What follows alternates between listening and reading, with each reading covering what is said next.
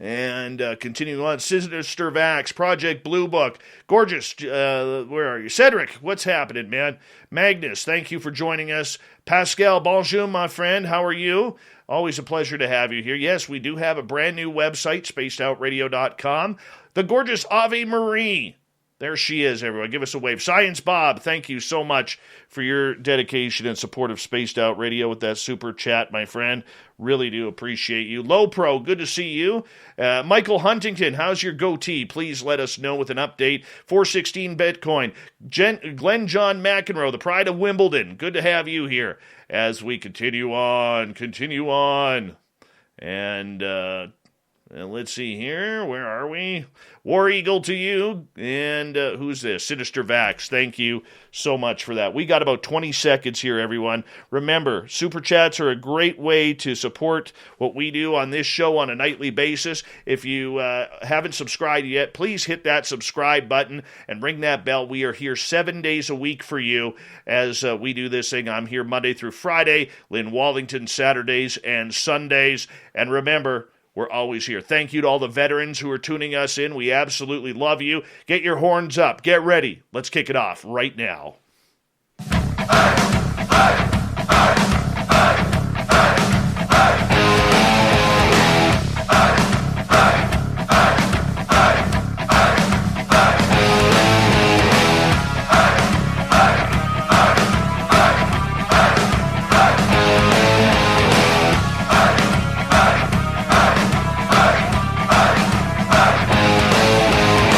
From the mountains of central British Columbia to you listening around the world, this, my friends, is Spaced Out Radio. I am your host, Dave Scott, sitting in the captain's chair of SOR headquarters. We welcome you to tonight's show on our terrestrial affiliates around North America, digitally on TalkStream Live, Revolution Radio, and KPNL. All of our archives are free by going to youtube.com/Spaced Out Radio. Do me the favor, hit that subscribe button. You can follow us on Twitter at Spaced Out Radio and on Instagram, Spaced Out Radio Show. Our website is spacedoutradio.com. We have a plethora of features for you. Check out our swag, rock the Bumblefoot, and read up on Captain Shirk's SOR Newswire. Tonight's show was brought to you by Chive Charities. Help make the world 10% happier by visiting Chive Charities today. You can find them on our website. Oh, we got a good one for you tonight. We are joined by co-host Dr. Bob McGuire, a.k.a. Science Bob, formerly of Virginia Tech University, and we are getting deep into the science of UFOs. Many people don't know in UFO land that there is a group of scientists, real scientists, looking into the UAP phenomena. These men and women are spread out from universities, colleges, and research groups from around the world. Tonight, two of the top board members of the Scientific Coalition of UAP Studies are here. Dr. Paul Kingsbury is a friend of mine. He's a professor of geography at Simon Fraser University here in British Columbia. Robert Powell is the head of the SCU. He has a BS degree in chemistry and is a former collegiate debater. He has 28 years experience in engineering management in the semiconductor industry. And once again, he also has spent time with MUFON. Gentlemen, thank you so much for taking the time to join us on Spaced Out Radio. It's not very often that we don't get into the woo, but the who, what, where, when, why, and most importantly, how. So thank you so much. Paul, I'm going to start with you because I'm very familiar with you, and you are a good friend of mine and on this show, and I have no problem admitting that because, you know, we got to hang out a couple of years ago in Vancouver, and you are someone who absolutely... Let's go back, 6, 7 years? Didn't believe a thing, thought we were all lunatics, wingnuts, tinfoil wearing hats, working at 7-Eleven at the night shift with no dental plan, and now here you are on the SCU, my friend. Here we are. Yeah, thanks. It's good to see you again, Dave. It's been a long time. Really good to be on the show, and it's, You've got Bob there, and I've got my Robert as well, and he's going to bring a lot of scientific insight as well. But it's been a long journey with my project, and it's just been a fascinating look at broad topic of paranormal investigation cultures, various aspects to that. But certainly, joining the SCU is deepened the project and extended my perception of the field. Well, we're so glad to have you back. And Mr. Robert Powell, thank you so much for taking the time to join us. Really appreciate you. This is my first opportunity to get to talk to you. And I'm going to admit, I'm a little sweaty. I'm a little nervous here because, I don't want to look stupid in front of such brilliant men here tonight. But for you, you are a former member of MUFON. I believe you were 10 years into MUFON. You come across this subject very naturally. What does it mean to you to see this or be the head of this great phenomena called the SCU, where real scientists, real people, real researchers are looking heavily into this phenomena? Well, thanks, Dave. It's great to be on your show. I will say I'm not actually the head. There was a group of us, 3 individuals who had initially founded the SCU. So I'm one of the executive board members, and we have a total of 6 board members that make up the SCU. And what's really great, people always wonder, okay, where are the scientists involved in the study of this subject? And the SCU has over 150 members, over 80 of which are what we call contributing members. So they're active. And of those 80, over half are scientists. Approximately 30% have PhDs. Over half have advanced degrees. So I'm kind of low on the totem pole, Dave. I just have a regular bachelor's of science degree in chemistry. I remember thinking about, do I want to go get a master's or a PhD? And at the time when I graduated, I looked on the newspaper and I said, okay, if I get a master's, I can make $14,200 a year. But if I get out now, I can make $12,800. So I did the math and I said, well, no need to get a master's. I'll just go get my money now. And so off I went and haven't really regretted it. Don't blame me. And of course, everybody around here is very familiar with the knowledge of Science Bob McGuire. Dr. McGuire, retired from Virginia Tech University. Bob, you have and I have talked privately about the importance of SCU over the amount of time here. And I want to say thank you for joining us to make sure I don't look silly in front of these 2 brilliant men here. Oh, I'm very happy to be here, Dave. It's an honor to be talking to these 2. And Robert is he's being a little modest because his work in nanotechnology and other areas would have easily earned a PhD in engineering or elsewhere. I mean, he's PhD level person, period. And I know we'll get into it, but his research report on the Aguadilla a UFO in Puerto Rico is just amazing. So, Robert's done extremely high level work, and it's his professionalism has made a major contribution to SCU. And I wish more people could see the SCU conferences. They would have no doubt it is extremely high level work. Robert, I want to get to you. What was the importance of setting up a group like the SCU for ufology? Well, the main importance, in my view, was I did not feel there was a group anywhere that it was truly science-based. MUFON wants to be science-based, but I wanted a group that was just purely science-based, and that's what the SCU is today. So, and I don't know if all your listeners have heard of, having what they call a secret college, because with all the stigma that's involved in the study of the UFO subject, a lot of your people with science backgrounds don't want to be involved. So it's great to see that more and more people today are not worried about the stigma, and that's starting to change. And I think that's very important. And I think 2 things have made that change. One, of course, is the December 2017 New York Times article on the Nimitz incident. But the other thing that's made it change is the discovery of thousands of exoplanets.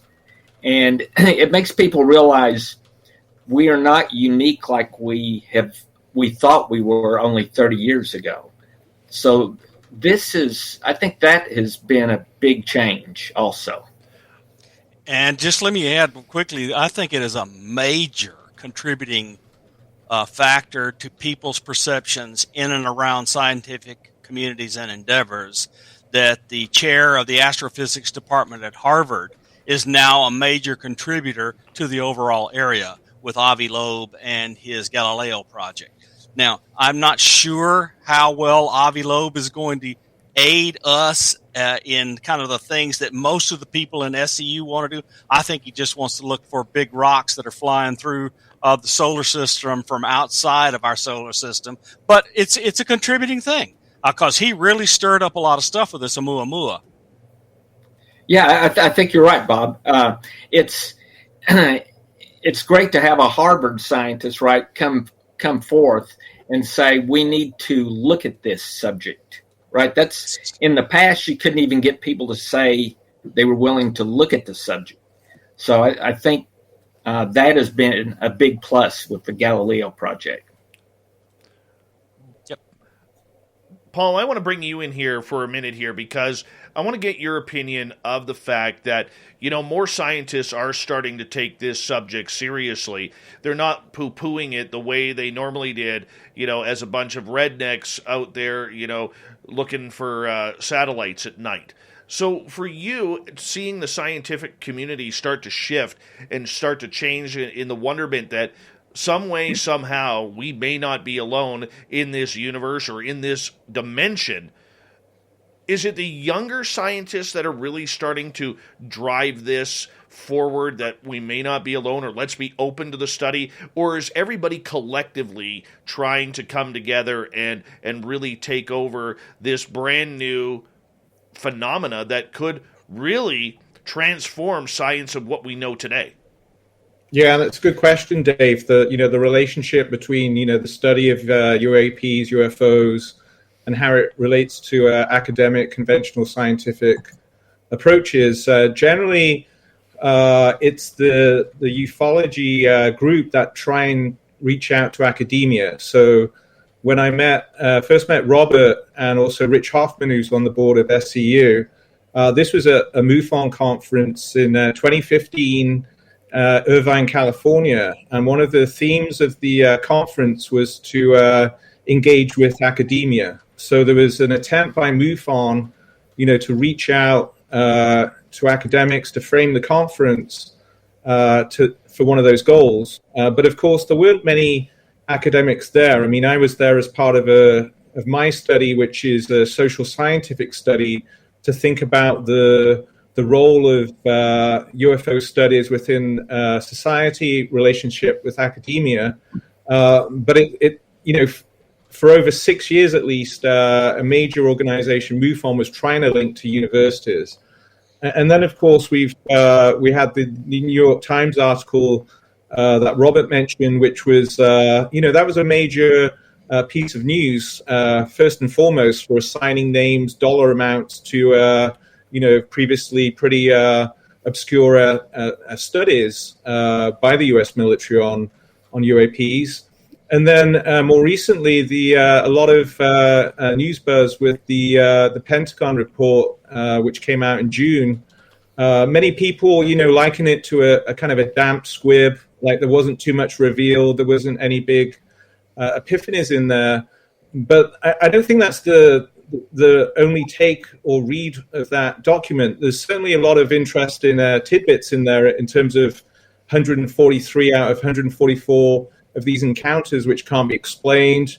But what it does do is it essentially says the top U.S. military intelligence doesn't understand or can't assign a cause or explanation for a lot of these objects. And this will undoubtedly be picked up by academics, it'll be picked up by scientists, and this in turn is facilitating many of them to join the SCU. And the topic, like you say, Dave, it becomes less taboo, it becomes more open to serious inquiry, and in fact, it's going to be open to perhaps more funding in the academic realm. And this would be a key, hope for the SCU would be to facilitate data release, more openness towards serious scientific and academic study.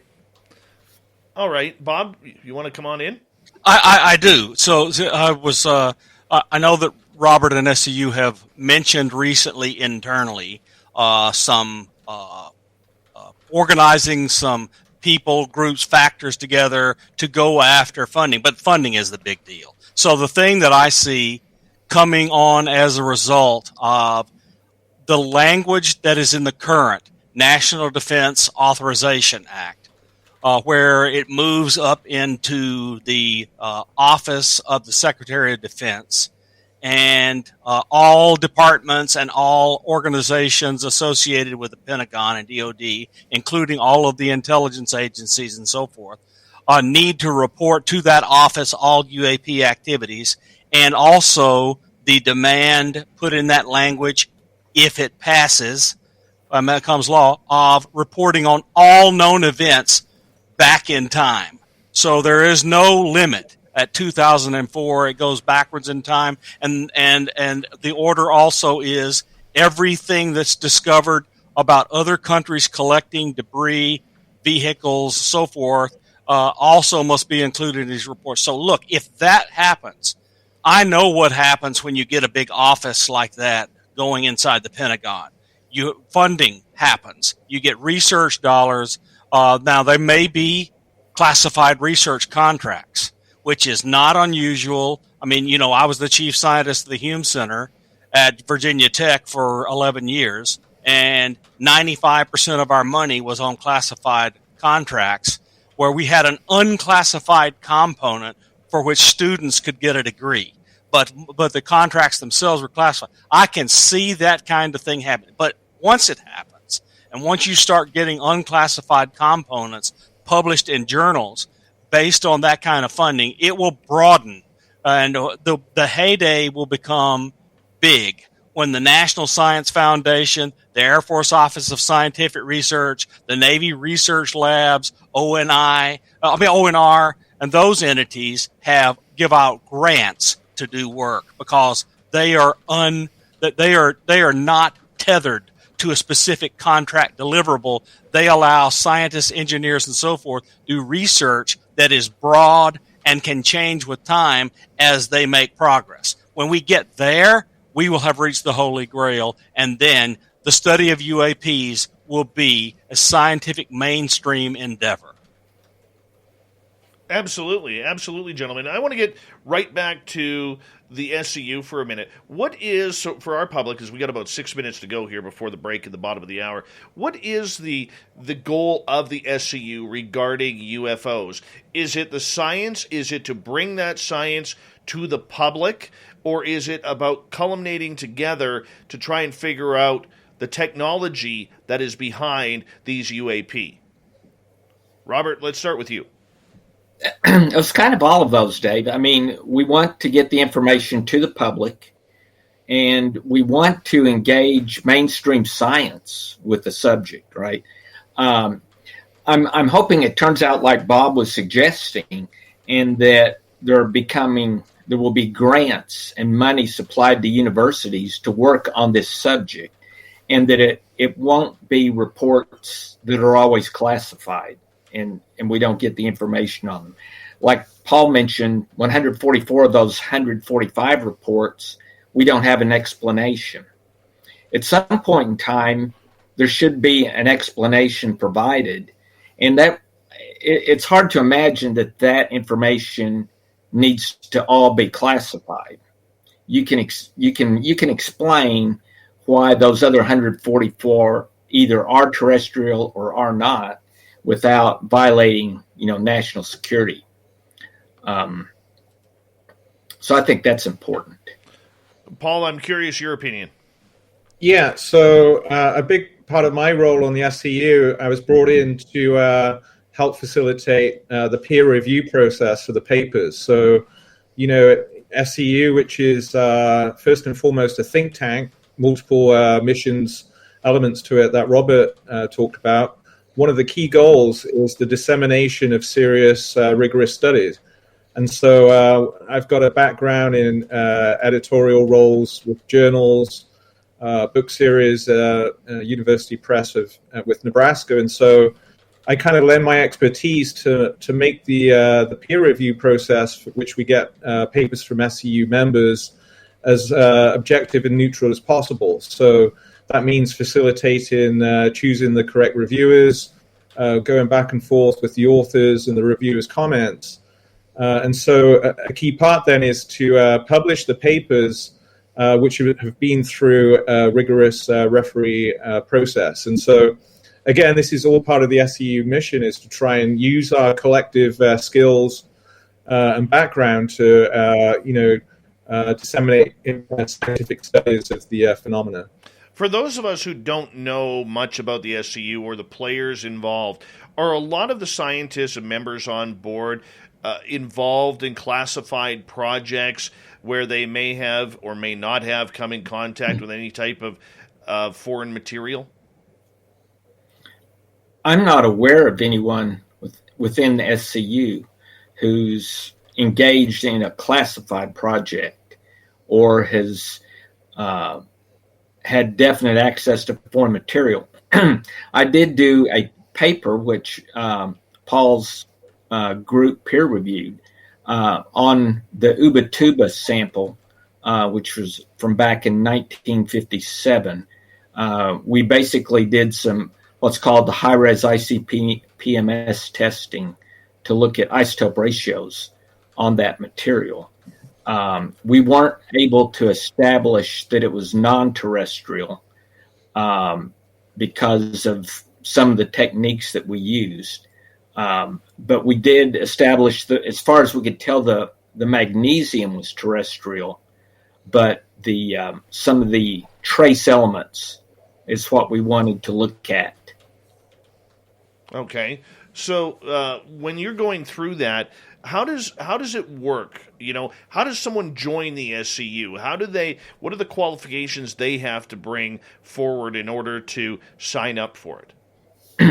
Well, to join the SCU, if you go to our website, which is explorescu.org, on that site, you can find an application to join the SCU.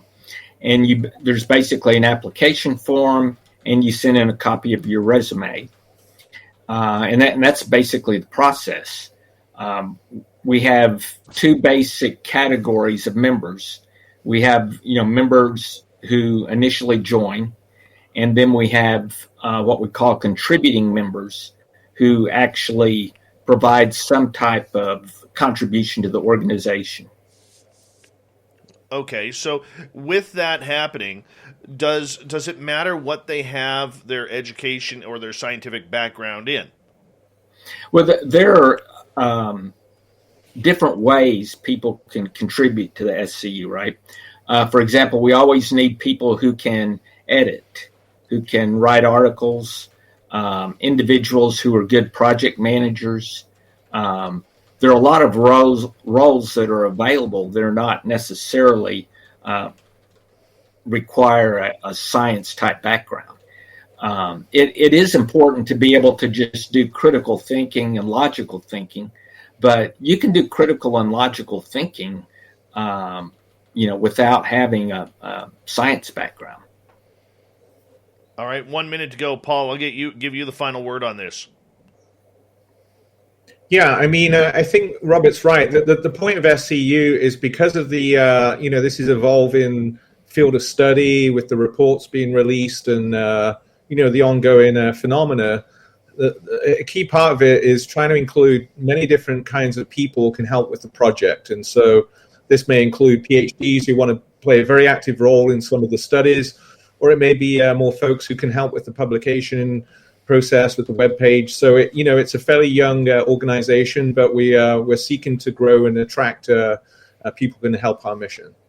Well, that is awesome, and I know we got to get Science Bob in there because he kind of likes the woo of the whole UFO aspect. Gentlemen, I'm going to get you to hold on right there because that was a quick first half hour, and we are going to go into break here at the bottom of the hour. I am so excited about this show, and why? Because we have two members from the Scientific Coalition of UAP Studies, the SCU, Robert Powell. Three members. Sorry, Science Bob. All right, Paul Kingsbury from Simon Fraser University. my competition in Vancouver. And, of course, Science Bob McGuire. Gentlemen, we'll be right back with more Spaced Out Radio right after this.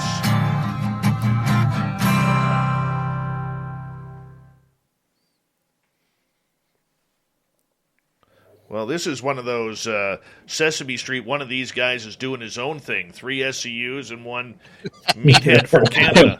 Yeah. I just looked you up, Bob. We accepted you back in summer 2020. Yep, that's what I was going to say. I think it's been about 2 years that Bob. Yeah, a year and a half. So my goal is to become a contributing member in 2022, and I'm going to do a filtering and selection project, or how to filter out satellites, airplanes, and other things from observations, and give away code, open source code to do that with, and we'll be using ADS-B, orbital tracking software, and so forth. Because I've done all that stuff professionally, and it's just easy for me to do it. Write it up, and then give it away to anybody who wants to use it in their observing equipment. I'll write that up and give it at the SCU. So that will be one of my contributions to become a contributing member. I have other things I want to do.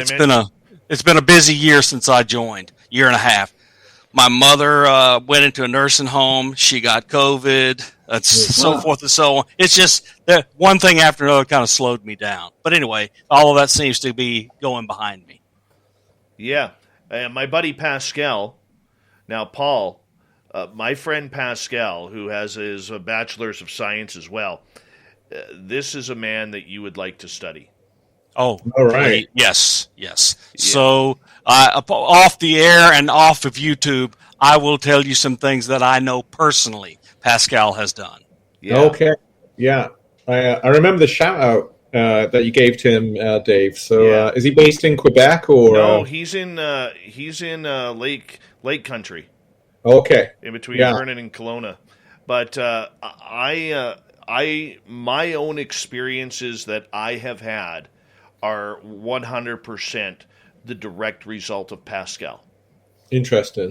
One of the first questions he ever asked me before I got into any of this was, how far down the rabbit hole do you want to go? Right. And some of the experimentation that we tried, I always like to mention this one. This one sticks out so clear. He and I did this very unscientific study of sitting in a black room, completely black. He blacked out his window in this spare bedroom in his condo, and he blacked out all the lights in his condo, and then he sealed the door so that way there was no light coming in. Like, you couldn't see your hand this far in front of your face. That's how black it was. And both him and I actually saw I'm going to use the word solar system appear between us in the room. Wow. And you could see little orbs flying off of it. I know this sounds completely woo, okay? But if God is my witness, man, and I'm saying God in front of 3 scientists, what the hell? Okay. But I'll put on my children's lives that it was one of the most incredible things I have ever seen. And it was incredible.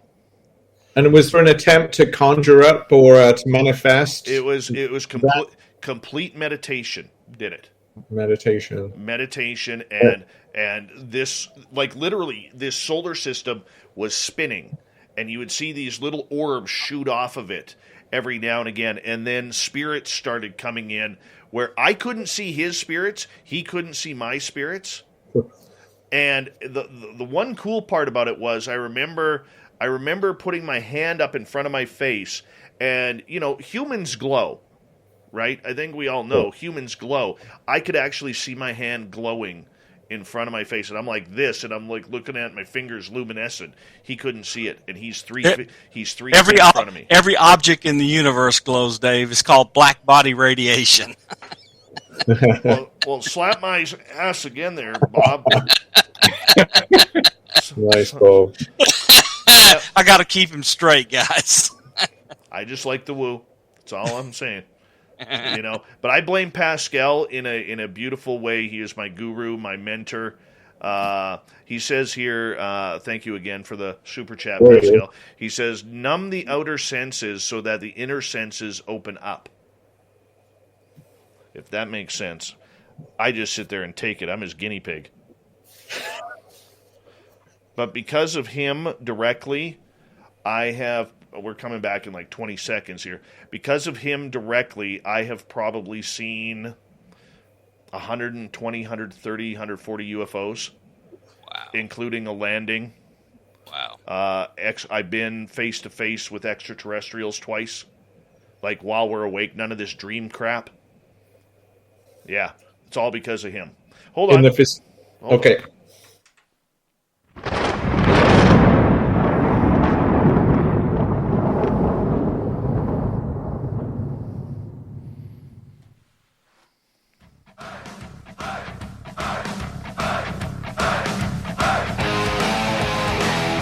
Second half hour of Spaced Out Radio is now underway.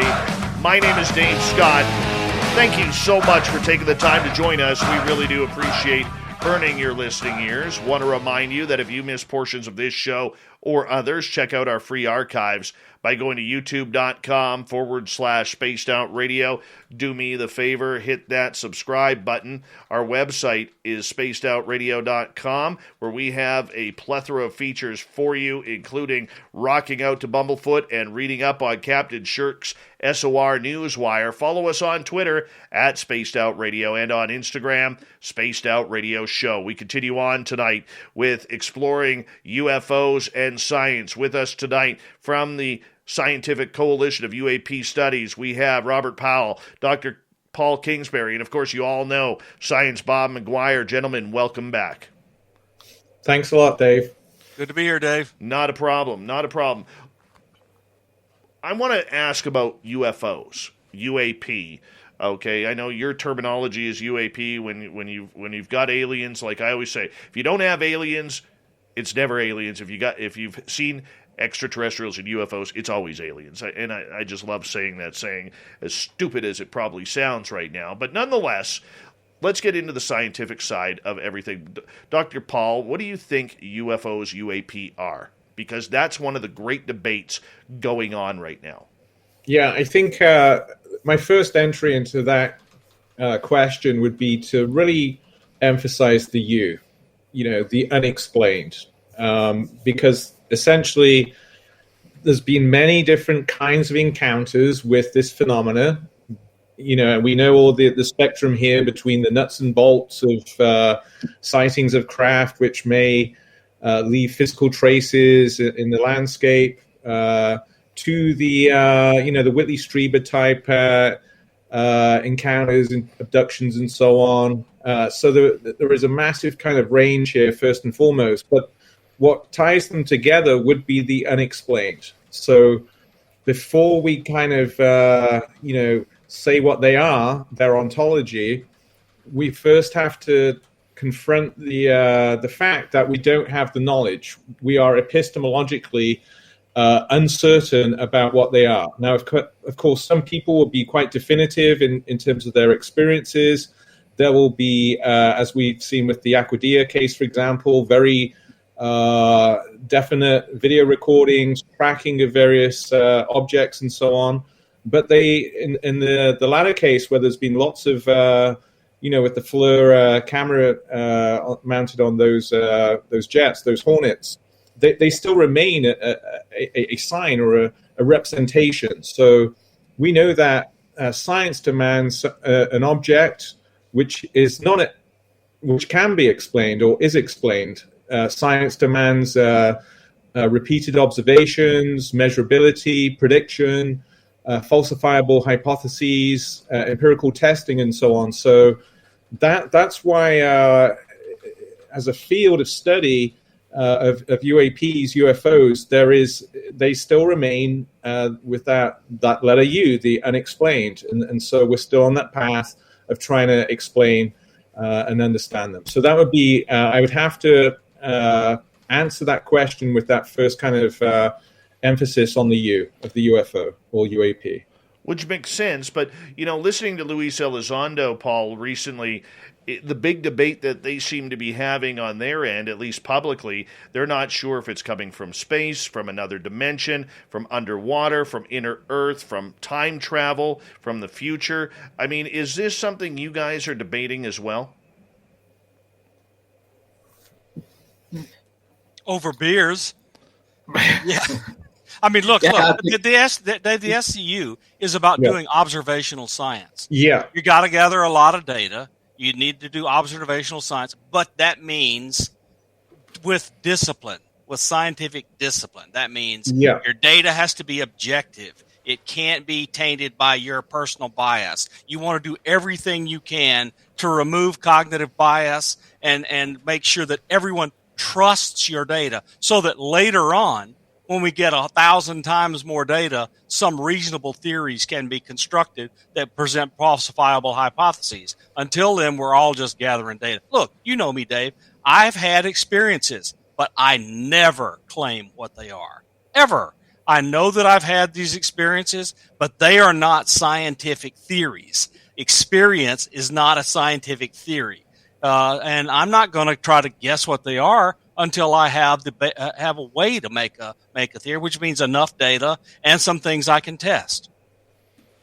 And here I would like to prompt perhaps Robert to discuss the Aguadilla case and that paper, which is a very extended paper. It's one of my favorite cases, and central to that paper is where Robert and others they engage their hypotheses that it's that object is a balloon or is it a lantern and so on. So, and the core of that paper is essentially rejecting these hypotheses, but in the conclusion there is still the conclusion is essentially we cannot explain the object, but it involves a very step-by-step rigorous analysis of the Homeland Security video footage. There's multiple witnesses. But Robert, why don't you just elucidate some of the dimensions to that paper? Yeah, so kind of like Paul said, I mean, the very first thing we did was we verified the video was real, right? That's the first step. And we were able to do that by getting radar data and verifying with radar data that the plane, which was taking the video, was at the exact XY coordinates that the video claimed it to be. So then once we verified the video was real, then we began to examine the object and try to determine what it was not. So, could it have been an airplane? Could it have been a bird? Could it be a balloon? Could it be a drone of some type? And in order to examine those, we had to gather all the information on the object that we could. So it was like, does the object move behind something, which allows us to determine its exact distance. And once we know its distance, we can calculate its speed. So we did all of those. And in the end, we eliminated everything that we could possibly explain it with. Our closest explanation would have been a drone. But there were two things that a drone could not explain. One being the object coming back out of the water without any type of kinetic energy boost to get it out of the water. And the second being the object splitting in half. And actually, when we first saw that in the video, my first thought was not that it split in half. My first thought was, there must be another object coming out of the water, and so now we have two.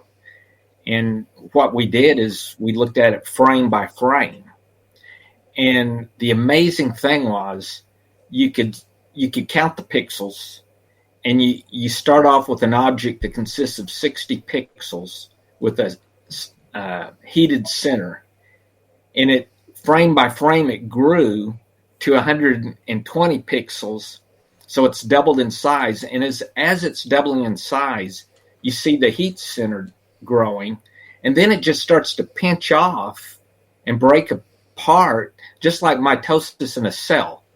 And then the next thing you have two identical objects both with their own little heat center, moving along. And that's not what we expected to see, but that's what the data showed us. And what's fascinating there, we often put the woo on one side and the science on the other, but in the narrative, recalling what Robert just said, there is an extraordinary object here, which is being pixelated, and there's close-ups of those pixels, analyses of those pixels, and for me, this is the beauty of this case, is where the woo, or that which can't be explained, that which is beyond our comprehension, is actually visibly captured.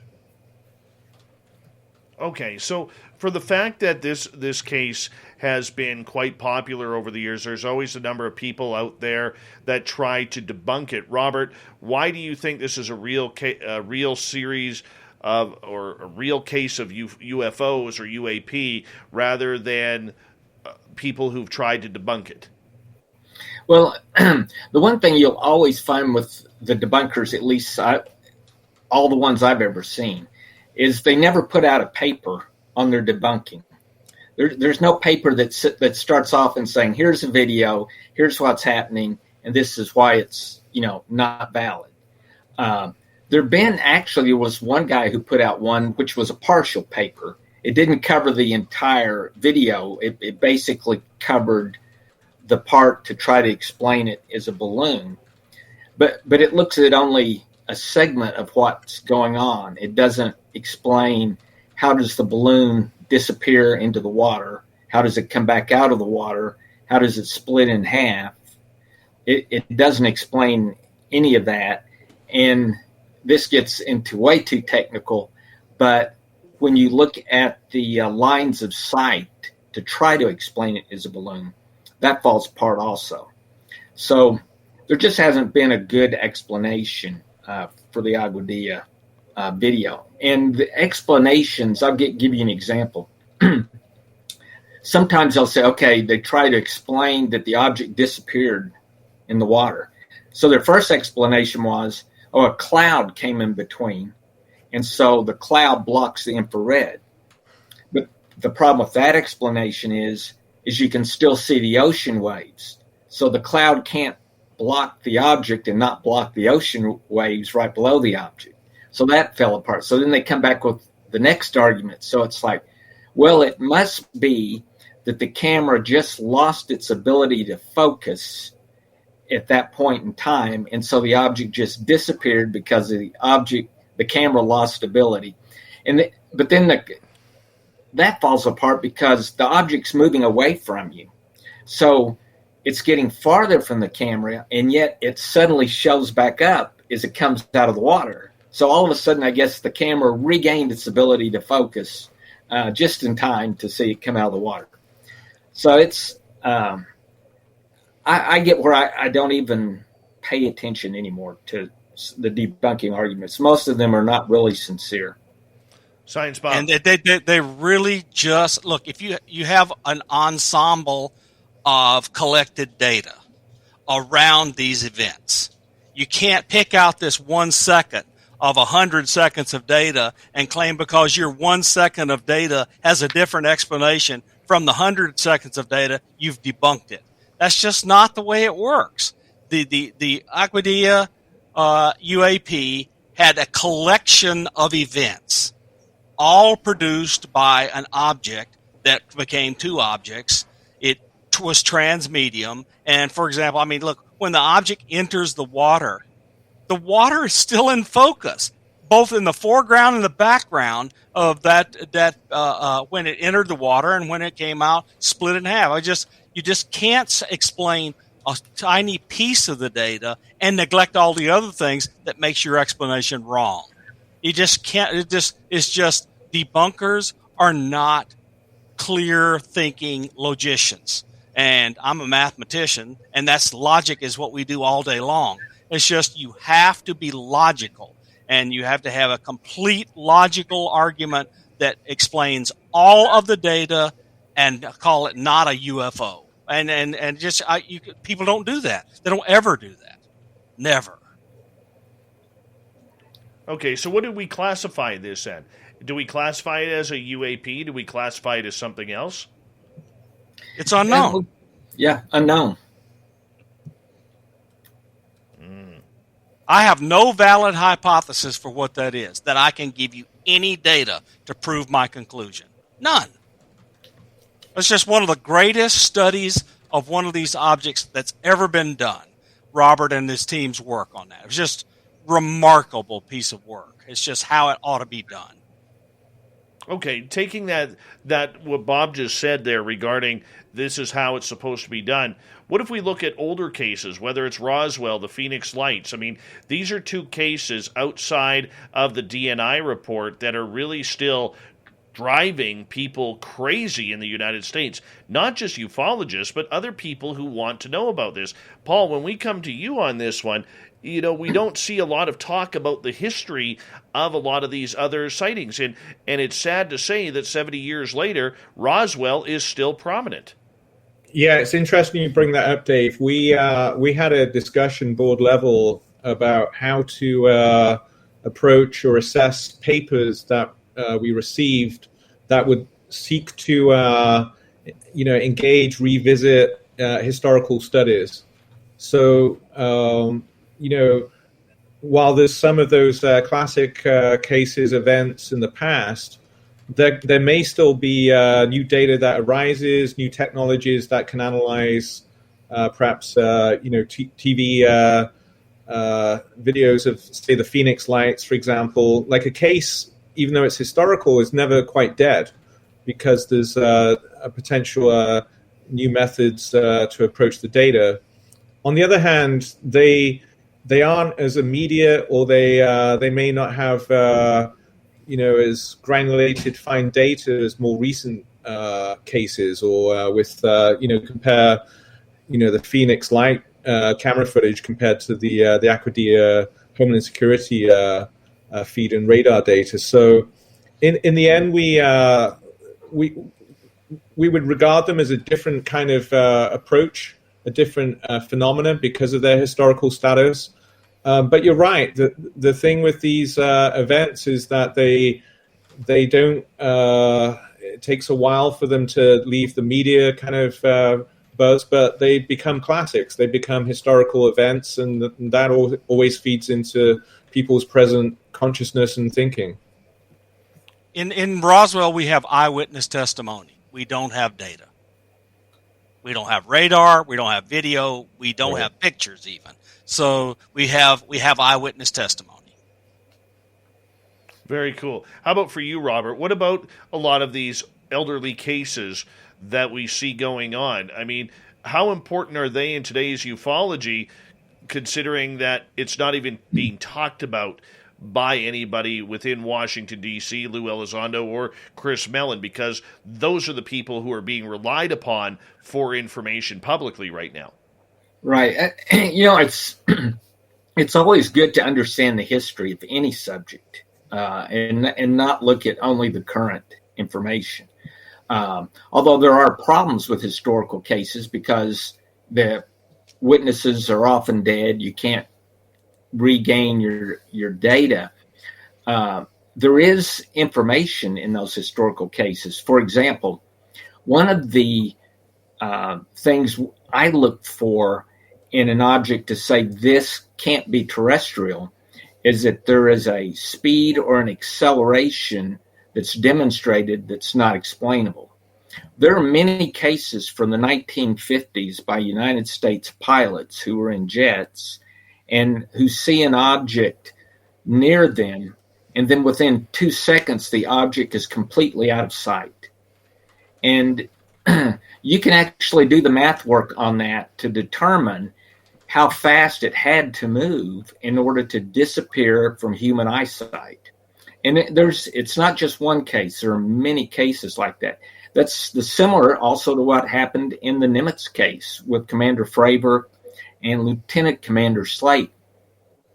Those guys witnessed an object which was close to them disappear from sight within 1 to 2 seconds. And that allows you to calculate minimum speeds and minimum accelerations. And you can put error bars around that, right? error bars based on human sight capabilities, the size of the object. And so you can say that acceleration is somewhere in this range. And if that minimum number is beyond terrestrial capability, then you've got an anomalous event. I'll give you an interesting case. So the 1952 overflight of the U.S. Capitol, those objects that are caught on video, you can say this has to be at least this high above the Capitol. And so you can estimate the speed at which they're moving. And in those videos, you can't see any means of propulsion.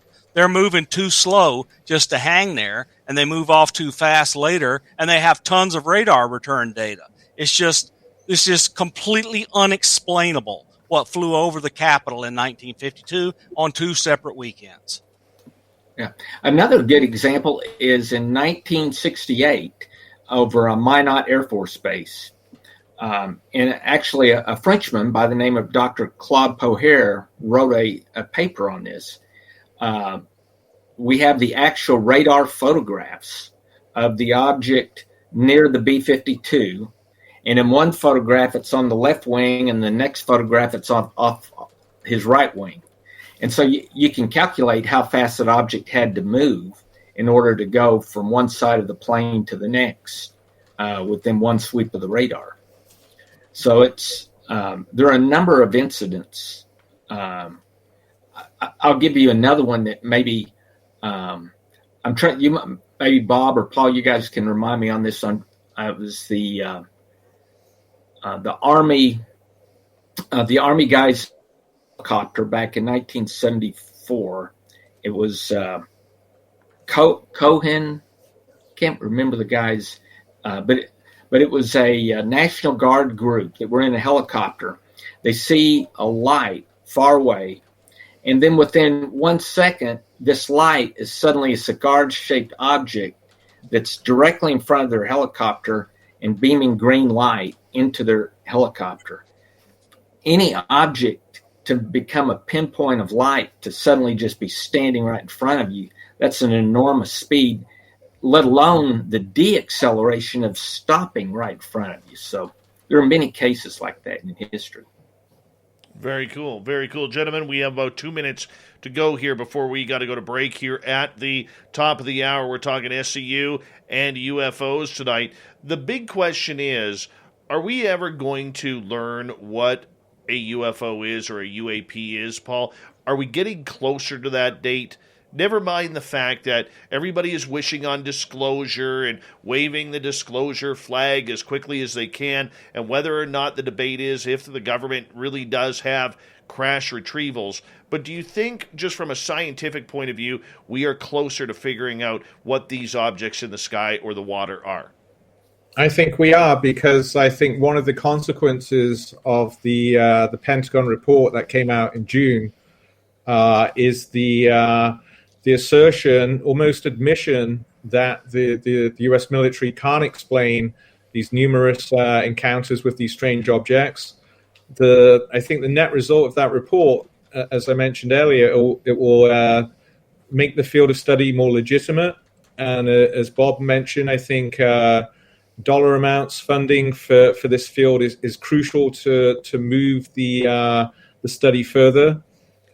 So I think that can only help in terms of getting closer, as you put it, Dave, to the explaining the phenomena. I think alongside that, you also have the rise of citizen science. So since the internet, social media, there's the wider practices of science amongst citizens. It could be pretty rudimentary, counting various kind of animal species across forests or whatever, but merely with greater technologies in our hands with our devices, I think that may help gather more data. And it is one of the reasons that SCU was formed, was to be able to provide a viable area of study for any interested citizens gathering data. So my bet would be that we are getting closer to some kind of scientific explanation. Wonderful. And that's good timing right there, Paul. I know you've done media before, and you know it's time for us to go to a break here at the top of the hour. We have Dr. Paul Kingsbury, Robert Powell from the SCU, and Science Bob from the SCU, and of course Science Bob and Friends here on Spaced Out Radio. We continue with the UAP talk when we come back for hour 2 of Spaced Out Radio. Right after this. Hold on.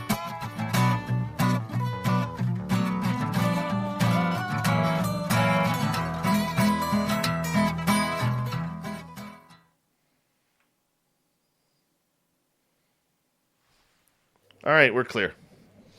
It's amazing how fast time goes on this show. It's just always amazes me. 10 o'clock, yeah. I don't ever worry about it because time just flies. We always have such a good time, Dave. I don't ever even look at a clock. I'm going to be honest with you. I don't know what the hell I'm talking about with you guys here tonight.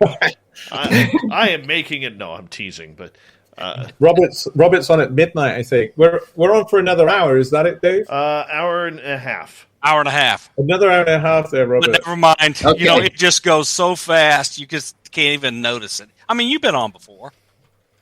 Yeah. Well, it's stimulating because I'm not getting sleepy, so that's a good thing, Dave. No. So, Paul, can we talk about your studies?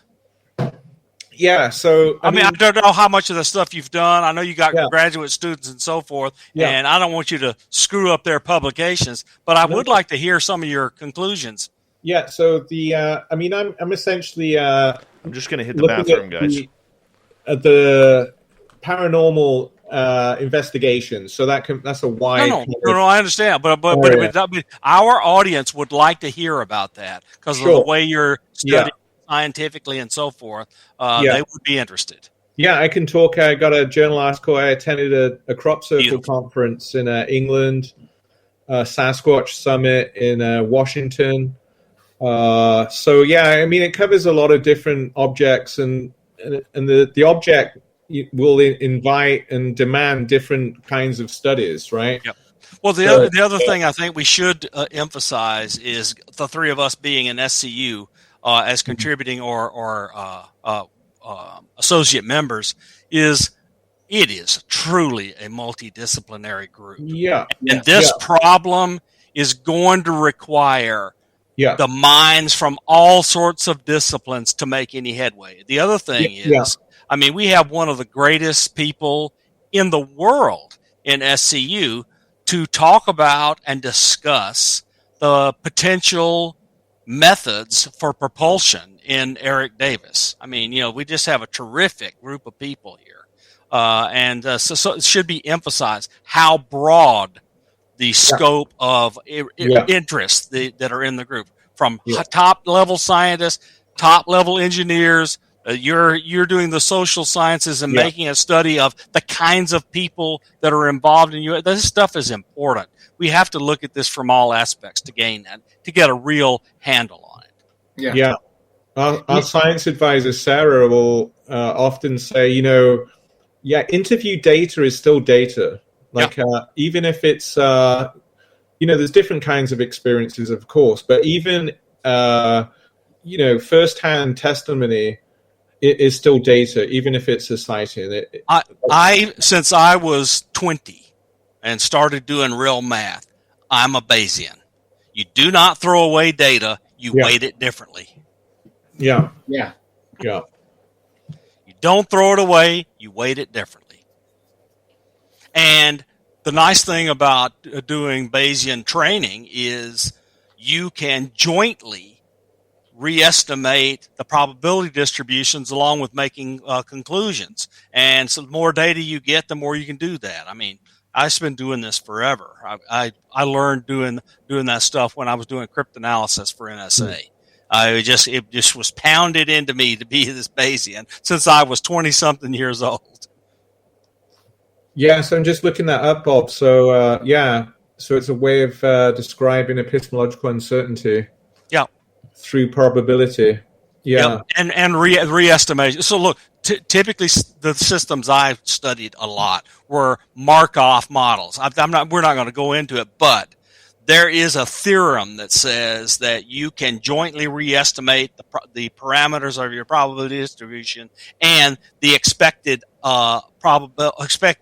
values of your observations given the data, and you can jointly re-estimate. And under light conditions, the predictions always get better, even if you throw in trash data. I mean, it's just the right way to approach this problem, because we don't have a choice. Because we're going to get this ratty, crazy data, and our hope is going to be that we get so much data eventually that the crappy stuff will filter itself out automatically.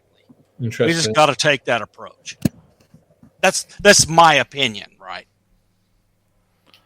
We've got about 90 seconds here, guys. Or make it, 90 seconds. I hope you guys are having fun, Paul. And this Robert. is good. Yeah, You're doing a great job, Dave. Thank you. I like it. Thank you. I really appreciate that. That means a lot from you guys. Yeah. No, it's excellent. Yeah. Oh, come on, Dave. I wouldn't hang out with you if you were a waste. I'll be honest with you. I will be honest with you. Paul's a friend and everything like that, Bob. But I mean, I get intimidated by brilliancy. I really do, because I don't. I'm more into. I'm going to put it in a hockey term. Okay, you guys are the first line. I'm the fourth line scrapper. Okay. That is not the way to look at it, Dave. But anyway, hey, I don't. I'm going to tell you. I can recall a freshman in a math class asking me the single hardest question I've ever had to answer in a technical talk I was giving. It's just you got the wrong ideas. Good questions can come from every direction. True. Nice. Gentlemen, we're going to go here in about 10 seconds. I want to say thank you to all the super chatters.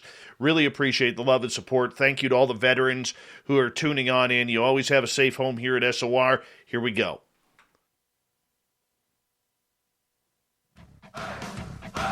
You're listening to Spaced Out Radio with Dave Scott. Follow Dave on Twitter at Spaced Out Radio and on Facebook, Spaced Out Radio Show. Hour number 2 of Spaced Out Radio is underway. My name is Dave Scott. Thank you so much for taking the time to join us. We really do appreciate earning your listening ears wherever you are on this beautiful planet we call Earth. Want to say hello to everyone listening in on our terrestrial affiliates around North America, digitally on TalkStream Live, Revolution Radio, and KPNL. All of our archives are free. You just go to youtube.com/Spaced Out Radio and do us a favor, hit that subscribe button. The Desert Clam has set the password for tonight in the SOR Space Travelers Club, Xanthodont. Xanthodont is your password. Use it wisely, space travelers, as a clam sets a password each and every night right here on Spaced Out Radio. Our website is spacedoutradio.com, where we have a plethora of features for you, including rocking out to Bumblefoot and reading up on Captain Shirk's SOR Newswire. Follow us on Twitter at Spaced Out Radio and on Instagram, Spaced Out Radio Show. We continue on talking SCU and UFOs. Joining us from the Scientific Coalition of UAP Studies, Robert Powell, Dr. Paul Kingsbury, and of course you all know and are familiar with Science Bob McGuire. Gentlemen, thank you so much for going with us here. Over the next couple of years, because you guys have really been highlighted since the 2017 article when all of this story blew up on a journalistic and public level. But behind the scenes, here you guys are kind of doing the dirty work, looking into what the phenomena is, where it's coming from, what's it all about. Robert, what really interests you about this entire subject? Is it the technology of the craft or the potentiality of where it's coming from? To me, Dave, it's the potentiality of where it's coming from. I mean, as a scientist, you have to be open. You know, there's all possibilities, right? We don't have the data yet to say where it's coming from. But if you look at the data we do have and the knowledge of all these exoplanets that we have out there, in my opinion, the extraterrestrial hypothesis is the leading candidate to explain it. Now that, like I said, you might get some data that would give you a different, support a different hypotheses. But the reason that excites me is because that indicates at some point in the near future, being decades probably, we might have first contact. And to me, that is such a monumental thing for the human race, right? That goes beyond nation states and nation state militaries. That's something that's for the whole world. And even if that's not what it turns out to be, just what limited possibility there is that is it, that justifies the work that's done and the excitement about doing it. May I please ask a follow-up on that question? Because when we start looking into where is this technology coming from, whether it's in space, whether it's a different dimension, time travel, whatever, it opens up the fact of, are we alone in the universe? That opens up the whole idea, at least in my perspective, of ET contact and the experiencers that are out there. I know a lot of people have asked me leading into this interview tonight, Robert, whether or not the SCU will eventually take its research into the experiential realm. There are a number of PhDs in psychology and sociology within SCU. So we have the manpower that could look at that, right? We just need to focus it on that area. But it can be done in a scientific manner, right?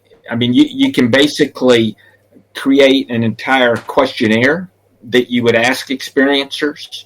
You would look at, their backgrounds, then you compare them to a control group within the population and say, okay, are experiencers within, a certain psychological set, or are they no different than anybody else, right? So that's important things that can be done. Now, I'll also throw this out. I mean, I'm more of the nuts and bolts guys, right? So if someone says they've experienced it and they say they got an implant, well, I want the implant and I'll go test the implant, right? So that's the way I kind of go. Which makes sense. But let's just suppose that you have a civilization that's thousands of years more advanced than us, right? And it comes by to visit. I would suspect that they have the capability of putting thoughts in your head to make you feel like you experienced something, and there's no way you can tell whether you did or not. I mean, if that's implanted in your mind, then that's what happened to you. And for all we know, they could be running a giant sociology experiment on us, saying, we're going to take 1,000 of these humans, implant this experience into them, and then let's just see how they interact with the other humans. Right.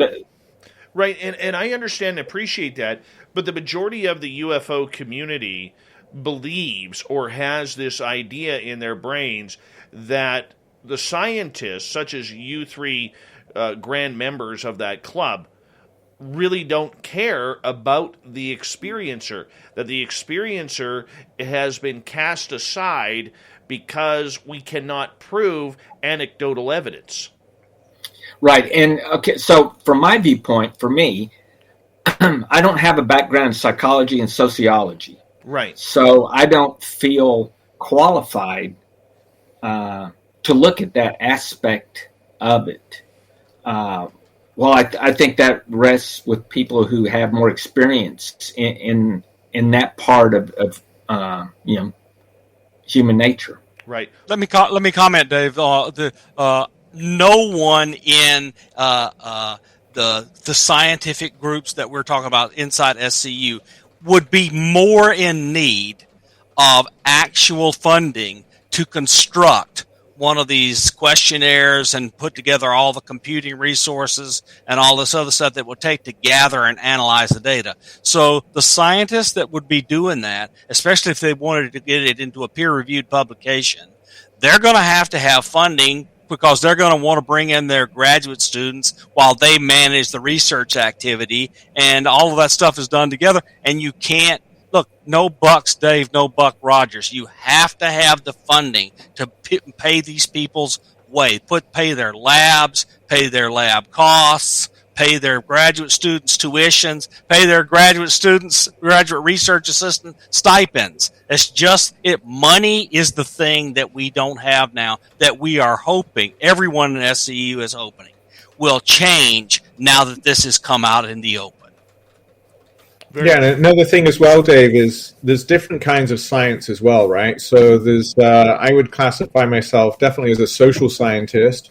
And so the data here isn't, the same as physics or chemistry. This is, interviewing people, collecting the words from the interviews. You can use programs to, look for key terms and patterns within their language.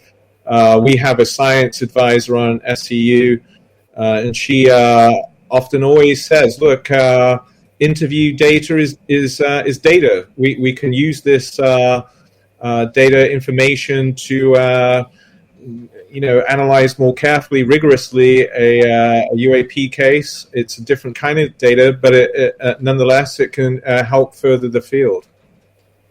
Very true. I want to get to a question here from Excalibur, who is asking, what type of telescope could validate the extraterrestrial hypothesis if we could track the craft leaving and coming to Earth? Paul, do you want to start with that one?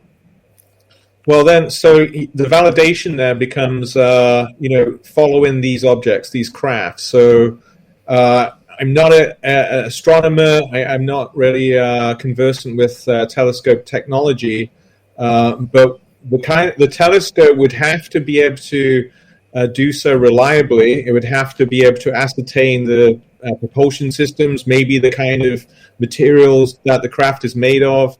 It would also depend not so much on the kind of telescope, but rather the frequency and the behavior of the craft. So yes, we can improve with technology, but again, the object of study has to be conform to the criteria of scientific truth. So I have a large telescope with all sorts of instruments, and I can tell you we can track, say, the typical UFO maybe to low Earth orbit, and after that we will not get enough photons back from it with any reasonable sized telescope that we could possibly track the thing leaving the atmosphere to even come close to say it was going to another system. We might see it a little bit outside the atmosphere, and that's it. That's just the limitations of our ground equipment. Very cool. Very cool indeed. Okay, so with the fact that these telescopes, do we need something up in space like another Hubble that is strictly for UFOs or looking for other planets and civilizations? I promise you, if you gave Avi Loeb $1 billion, he would be happy to lead that construction. But it's $1 billion+. Yeah, probably a more effective way would be to use our radar systems. Yes, right. And what you would be looking for there is the trajectory of an object as it was leaving the atmosphere, and the amount of acceleration and speed.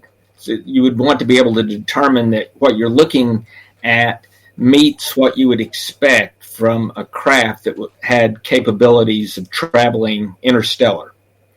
And of course, the problem with trajectory, though, is you're assuming they don't change their trajectory, which they could. So there's no guarantee there, but the strongest signal would be that the acceleration and speed matches what you would expect of an object that's going to travel outside of our solar system.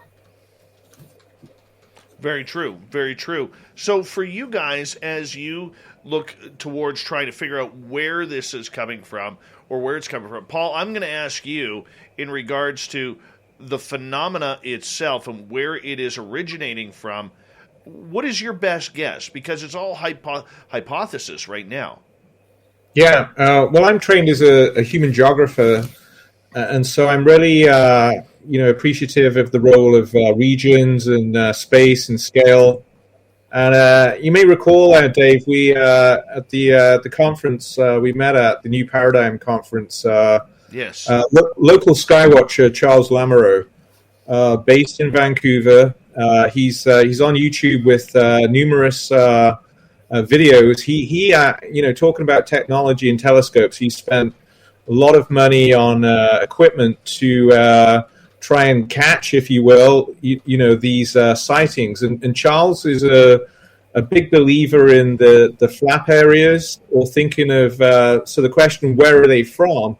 you have to think about, well, where do they appear? Where do they manifest? And so Charles, like many other researchers, noticed that there's a spatial concentration or flap areas where UAPs can be they're observed. That we know that there's a temporal variation. The sightings go up and down over the years and so on. So flap periods.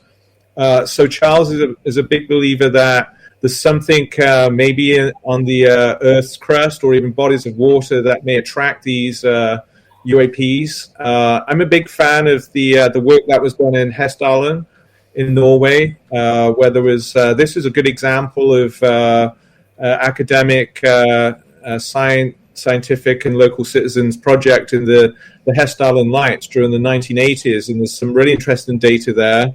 Essentially unexplained, but the recurrence of lights in that area again suggests a kind of regional geography to the phenomena. So it's really important to think about the geography of the sightings as well.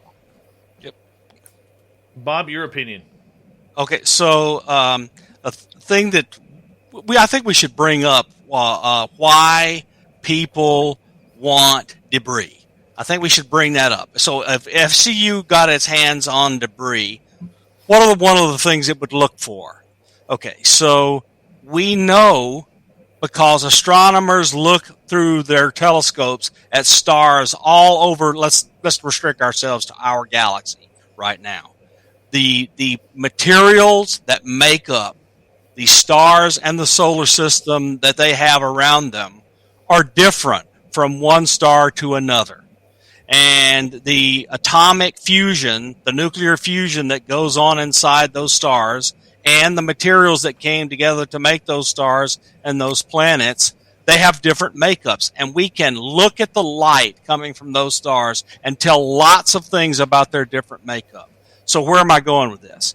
We know from observing those stars that they have some elements in them. So let's grab a bunch of debris. How do I know that it didn't come from our solar system? Well, our solar system, we pick up pieces in meteorites or Earth or Mars or wherever, and we look at them inside the laboratory, and we know that different isotopes of the atoms that make up these materials have different weights. So we weigh the different atoms. And we know that in materials that are around our sun and came together to make us, there's so much percentage of one type of carbon and so much percentage of another type of carbon, so much percentage of one type of manganese, iron, all metals, etc. And if we see a material at which these different percentages of different weight atoms are drastically different, I mean really, really different, the ones that are found from around our sun, it likely came from somewhere else. It'll just be another piece of evidence that came from aliens. Well, let's talk about metamaterials and different types of materials that are out there. If there are materials on this planet, which people like Luis Elizondo claim, Robert, I'm curious for you, if you got your hands on these metamaterials, what are you looking for? Well, you're looking for two things. One is what Bob just explained. And that was a great explanation, Bob, the way you did it. I've made it where everyone could understand it. So that's one, which is your isotope ratios of your elements. And then the second is you would use what's called a TEM, which is a type of scanning electron microscope. And you would look at the grain structure of the atoms, layer by layer. That would be the other thing you would look at. So Hal Puthoff's favorite piece of debris is this layered bismuth and magnesium, and we have no idea, period, how that could be manufactured. I mean, that's the number one thing that has all these people interest in Hal's Arts Parts metal, is that no one knows how it's manufactured.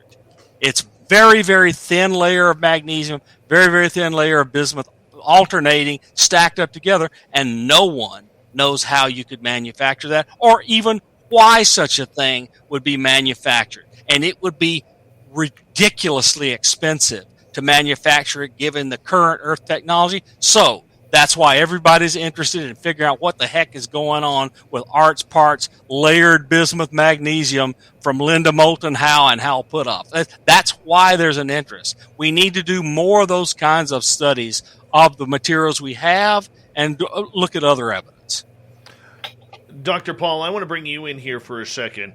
When we get into geography and everything like that, how important is it to get to some of these areas where we believe there's been potential crash sites?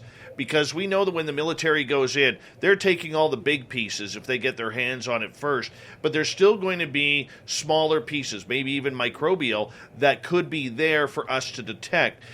Do we look at the whole subject, Paul, in regards to trying to get the SCU or somebody in those areas to go to those potential crash sites for investigation? Yeah, so to turn to a historical case, I'm actually, this is under review right now with the SCU, but there was the close encounter too, the CE2 case in Delphos, which was in the state of Kansas, I believe. It was back in the early 1970s. And so you had witnesses seeing a luminescent craft hovering above pretty close to the ground. And in this instance, there was illuminated, aftermath on the soil, which was observed. So this makes it the close encounter to for Hynek. It leaves a trace with the surrounding landscape. So there, the access isn't so much the materials, but it doesn't involve a crash, but it does involve a trace element from the craft. So the author, Errol Farouk, is currently providing his updated interpretation of the soil sample data that he did back in 1977. So again, the problem is talking about materials of UAPs.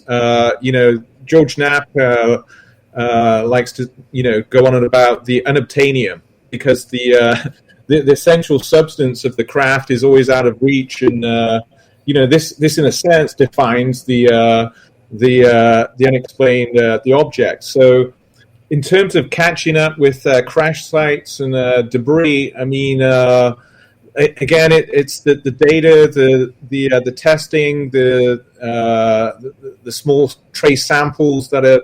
It's very difficult to obtain credible data or samples. I know that MUFON put a lot of stock in their field investigator responses and so on, but I so far I don't think that has been a break open case.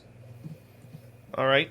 How about for you, Robert, with going to these crash sites to see if there is any unclaimed materials that could be out there? How big of a clue would this be for dissecting the materials of these potential craft?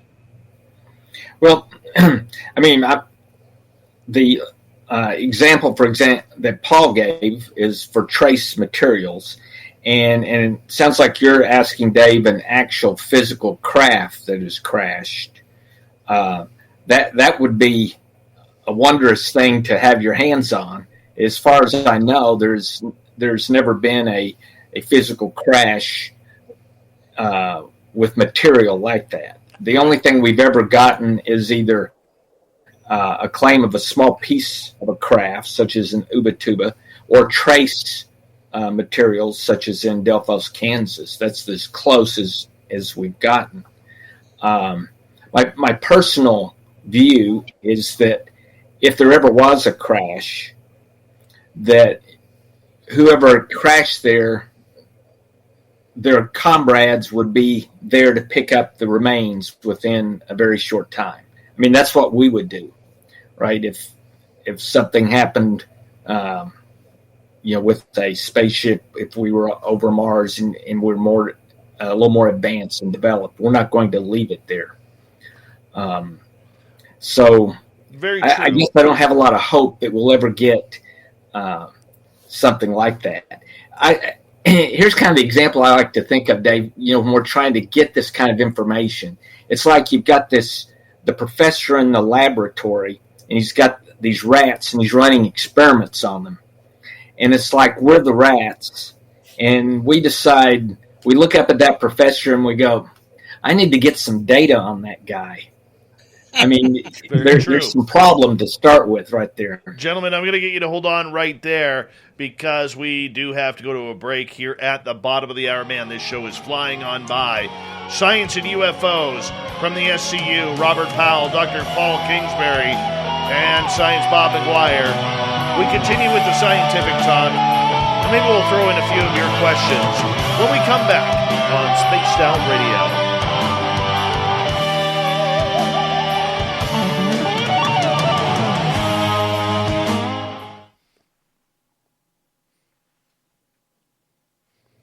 You know what's really ridiculous, Science Bob?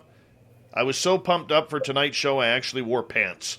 Oh, that's a newbie. I know. But look, I'm telling you, this is the fastest the clock has ticked on any one of these shows I've ever done with you. Yeah. Robert, the point that I was getting at is I have had this dream idea of taking an underwater submersible and much like what the Discovery Channel did with the Blue Hole of Belize, Shag Harbor. and go down to Shag Harbor. Yeah. Now, outside the great white sharks that are now living there, and I'm telling you right now, I'm not going because of them. All right? I really do believe that there could still be something there. And I think that is a real big point. Now, sure, it could have moved from currents or crustaceans carrying pieces off, but I really do believe that there could be some, if that crash actually did happen, and there was hundreds of witnesses to that, I really believe that there could be some sort of material or chunk still down there 50 years later. I mean, it's always possible. Yeah, we need the money for the submersible. Yeah. Well, you know what? I'll tell you, I called my submarine guy. Yeah, I have a submarine guy. Holy cow, right? But apparently that company is now closed. Ah. People that see my Twitter stuff and all that stuff, they see me on the conning tower of the USS Hampton, and I don't think anybody's going to take a 435-foot long Los Angeles class attack submarine and go look. So, Dave, we need something a little smaller than that. Well, you know, Pascal has a good comment here. He goes, do a group of remote viewers. But you could test the remote viewing theory, and if you had the submersible, to go get it from there or see if it's there.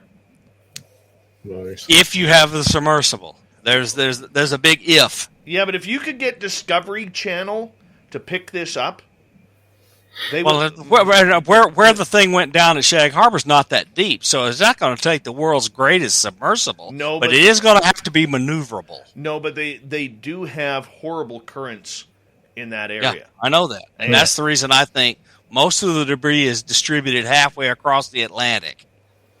There's only one way to find out.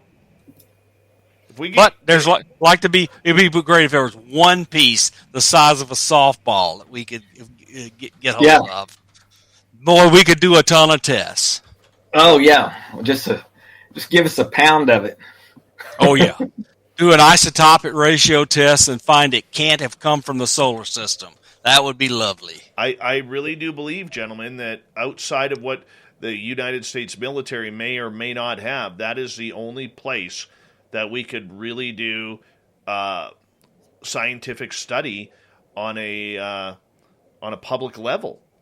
That's it. And I think there are a few others that look.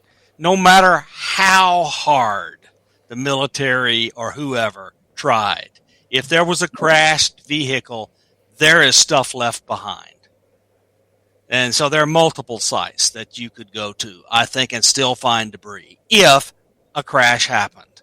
Paul, another interesting place would be, about 7-8 years ago, where there was that alleged crash in Lake Winnipeg on the First Nations grounds, because a lot of the First Nations say that when the military showed up, they literally shut down and shut up all of the elders in that area. Wow. That's interesting. I just jotted that down. That is 7 years ago. Roughly? Yeah. Let me get. How in the world did they do that? Given the current way Canadian relations is with First Nations, how do they shut them down? They're autonomous. Yeah, it was. It was in 2015 called the potential jackhead crash. So what I'm going to do here, Paul, is in our stream here. If you look on the right, you'll see private chat. I'm going to put the link to the story there for you to grab it. Got it. Thanks. Appreciate that. We've got about 30 seconds. I want to say thank you to Cat Chaser, Black Dragon, Swampy, Tim, Science Bob, Sinister Vax, Excalibur full times 2, Carl, Cosmic, Pascal times 3, Kira, Aussie Steve, Alicia, Dirty Filth, and Teresa for the amazing super chats. It's a great way to support what we do on this show on a nightly basis. And a big thank you to all the veterans out there who are tuning us in and watching live. We love you, and thank you so much. You always got a safe home here at Spaced Out Radio. And, of course, to all our regulars, we love you. Here we go with the second half of the show.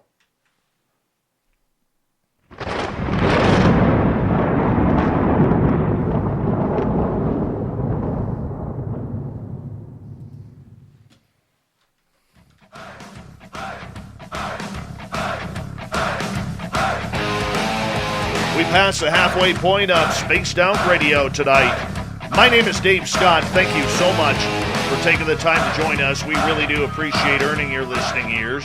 Want to remind you that if you miss portions of this show or others, check out our free archives by going to youtube.com/Spaced Out Radio. Do me the favor, hit that subscribe button. Our website is spacedoutradio.com, where we have a plethora of features for you, including rocking out to Bumblefoot and reading up on Captain Shirk's SOR Newswire.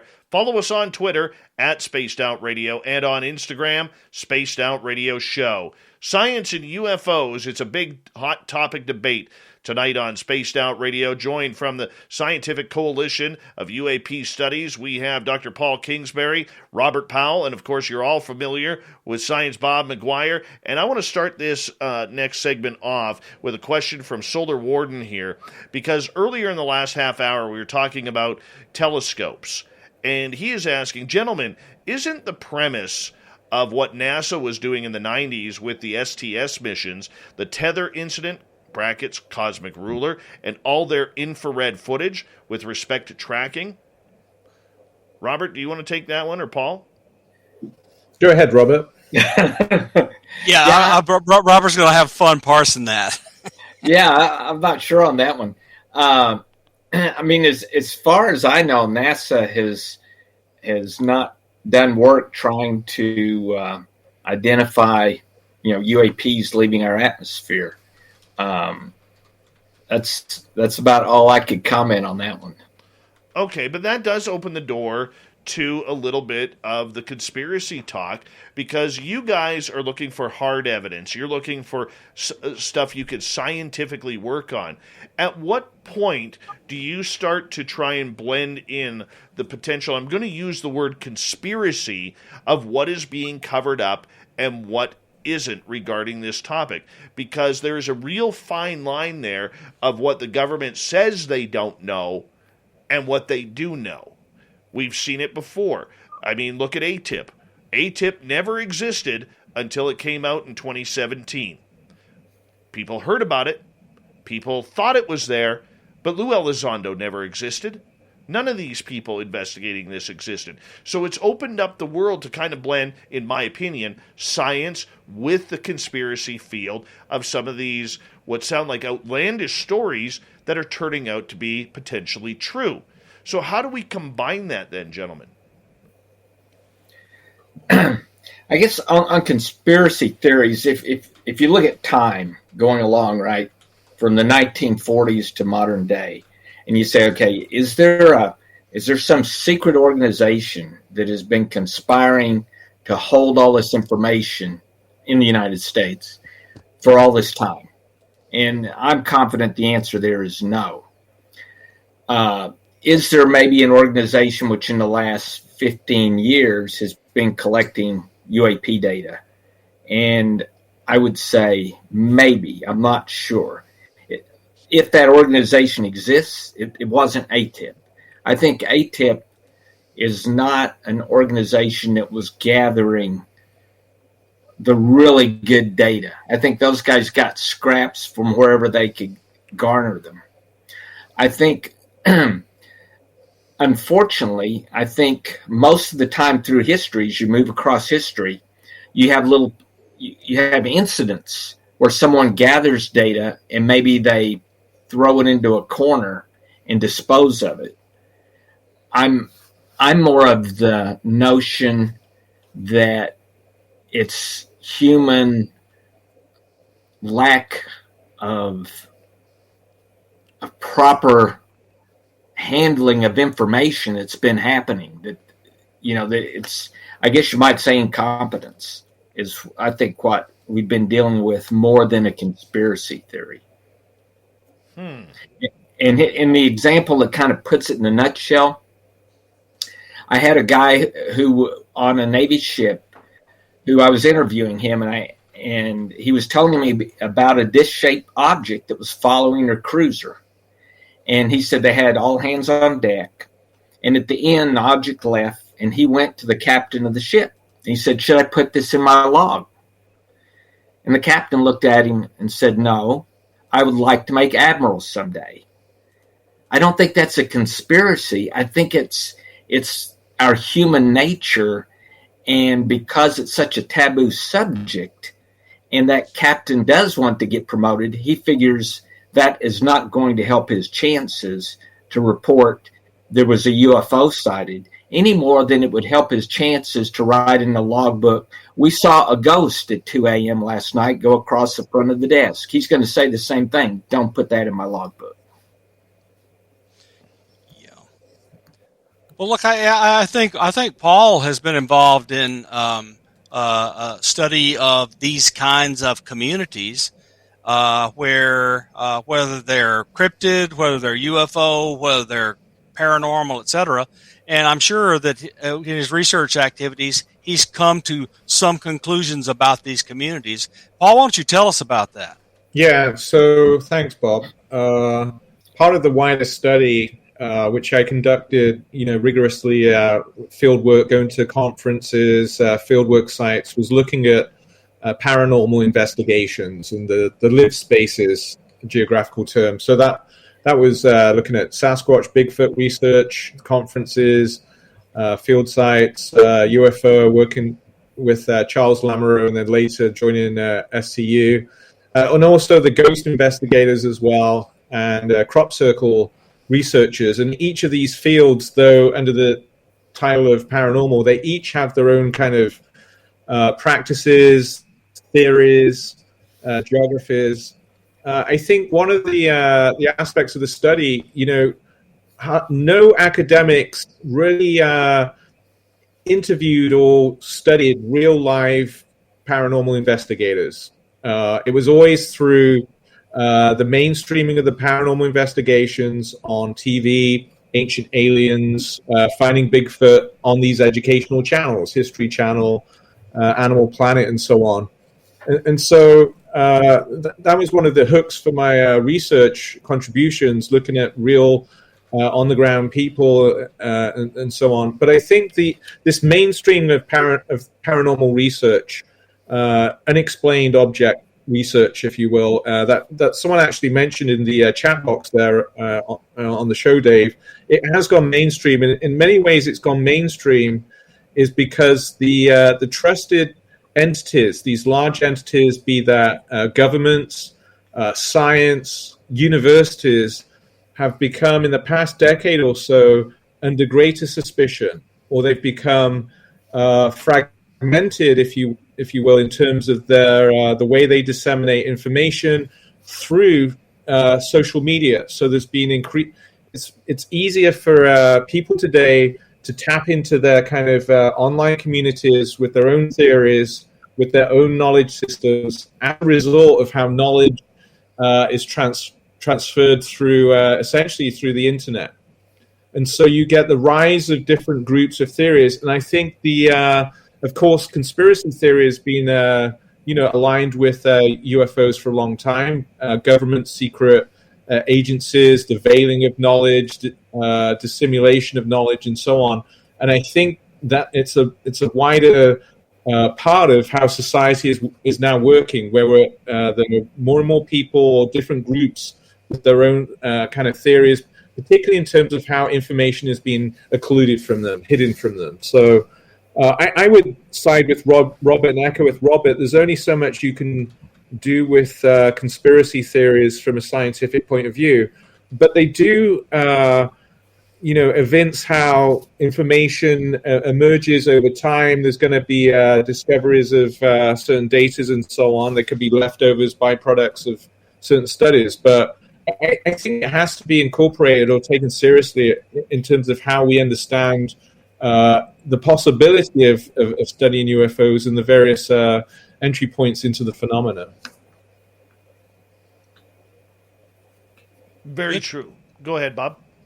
No, I was just going to say, I think if we want to study UFOs, if we want to study it in terms of our culture, these kind of sociological and other studies need to be done, and how the current culture, the current context, whether it's political or sociological or whatever, impacts how these things are perceived.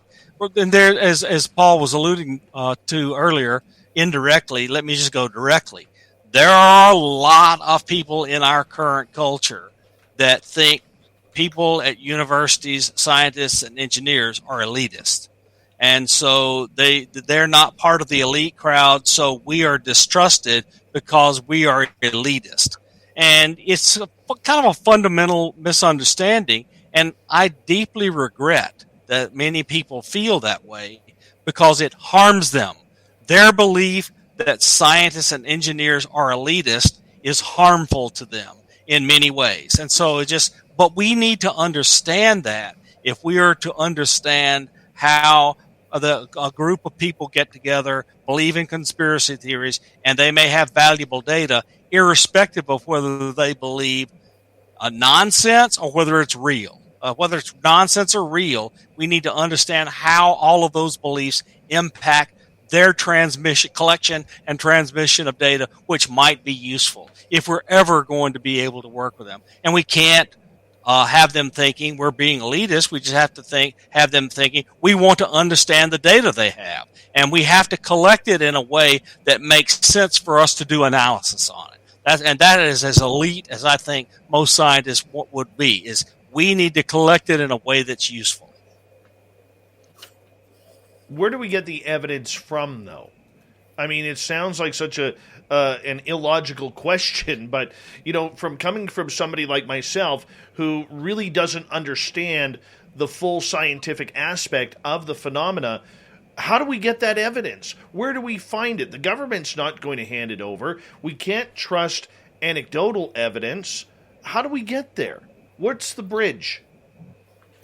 No, that's a very good question, Dave. Great question. Yeah. The problem, right, is that we know the military does, even though I don't believe in conspiracies per se, we know the military does have some very good information that we can't get our hands on, right? And probably the best data, I think, that's probably out there is controlled by NORAD, because they have radar capability that can see an object the size of a baseball out to 5,000 miles from the Earth. So if there's an object that leaves Earth's atmosphere and goes out into space, they're going to know about it. So to your question, how do we get the data? I think I've finally decided that the only way we really get it is if Congress appropriates the money for universities to begin to study this question, so that you take it out of the military sphere and you put it in the academic sphere. And then I think we will have a much better chance of getting an answer.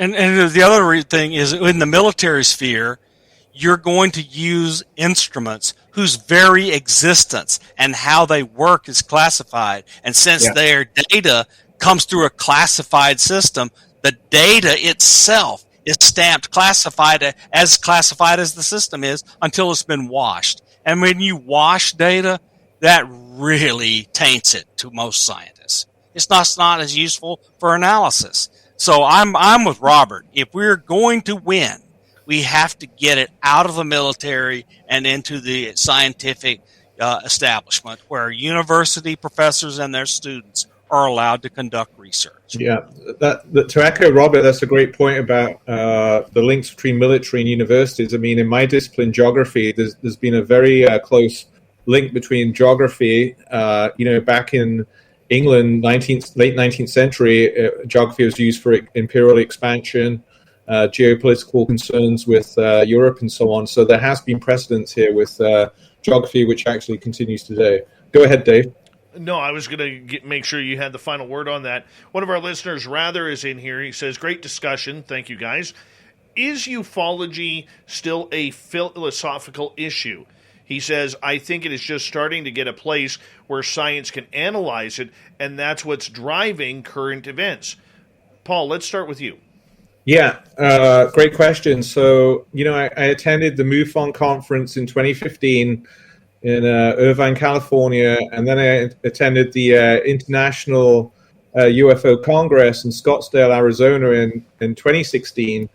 My first findings from these conferences were two main things. One, it is an extremely diverse, heterogeneous field of study. So at these conferences, you would have presentations by my colleague and friend Robert Powell, taking a very scientific approach to the topic. You would have, on the other hand, the experiencer sessions. This would be the closed group sessions where people have had encounters and would narrate their experiences and share it amongst the group.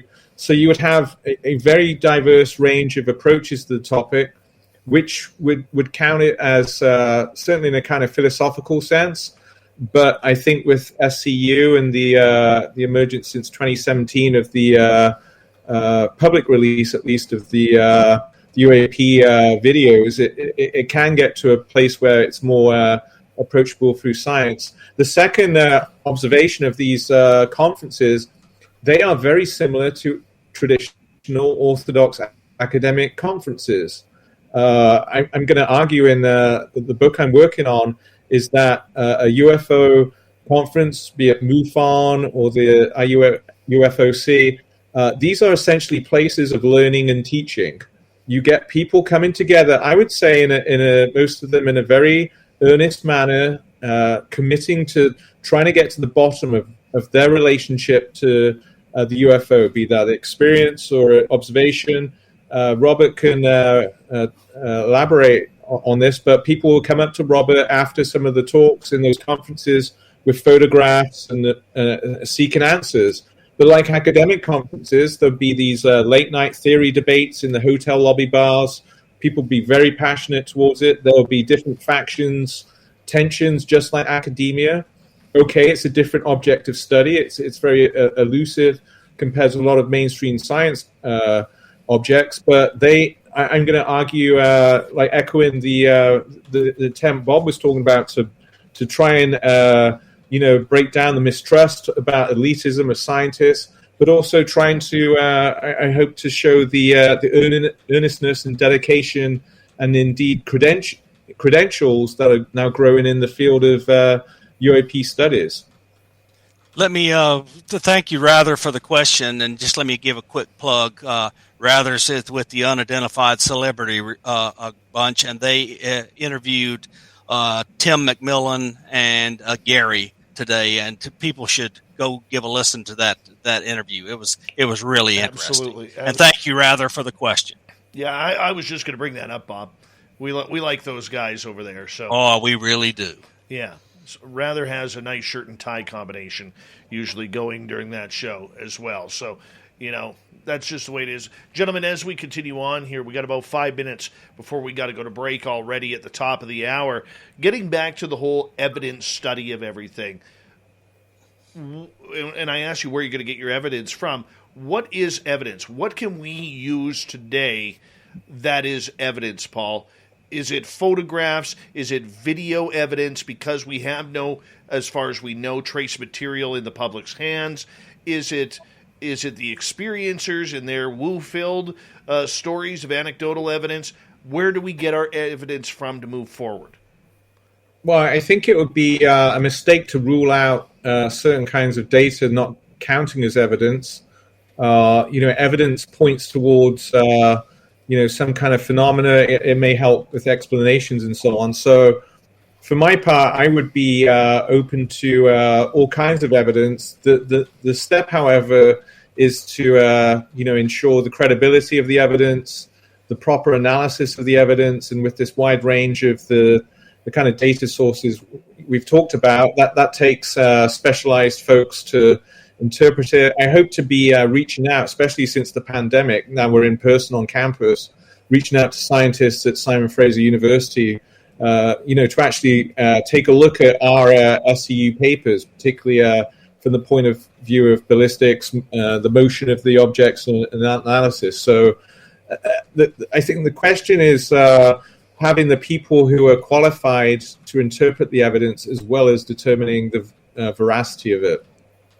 True. Robert, your thoughts? I think for the getting the evidence, there's two ways to look at it. One is what we have been doing, which is what you might call inductive reasoning. In other words, you collect UFO reports and you get this data and you try to make a hypothesis out of it. And many scientists have a problem with that because they don't trust the data. But now things have changed so that we can also now use deductive reasoning. Deductive is kind of the opposite of that. In that case, we take information we know. We know there are thousands of extrasolar planets, right? And so then you start deducing, what does that mean? So if there are thousands of these planets, and if we make the assumption that there is extraterrestrial intelligent life on some of them, right? And then if we use our own society as an example, we already are almost capable of detecting the atmospheres around a planet. A civilization a few hundred years more advanced than us, they would be able to look at our planet, not only see our gases in the planet, they would detect the hydrocarbons that we have emitted. They would know that's not normal. And on the dark side of our planet, they would be capable of seeing that there's a peculiar incandescent light that's being emitted every night across the entire face of the planet. So they would know that we exist. So in deductive reasoning, you start off by saying there's thousands of planets, there's intelligent life, they know we're here. The only question left is, can they get here? So then science says, okay, let's make some hypotheses. If they came here, where might they be?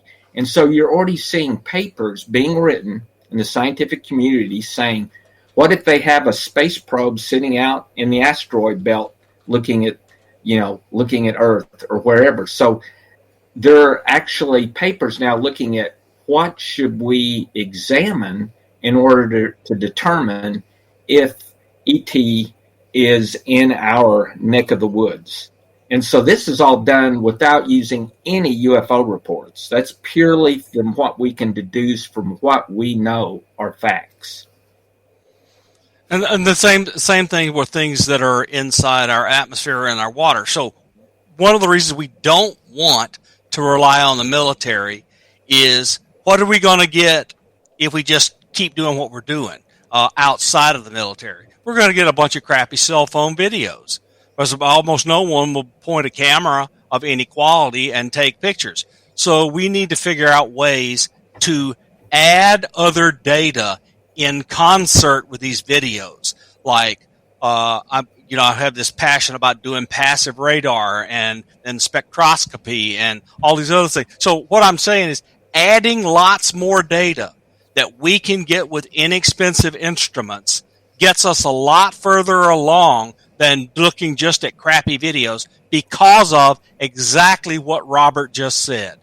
we can begin to do deductive reasoning by saying, I saw this thing, and I got a crappy video, but I also got all this other data.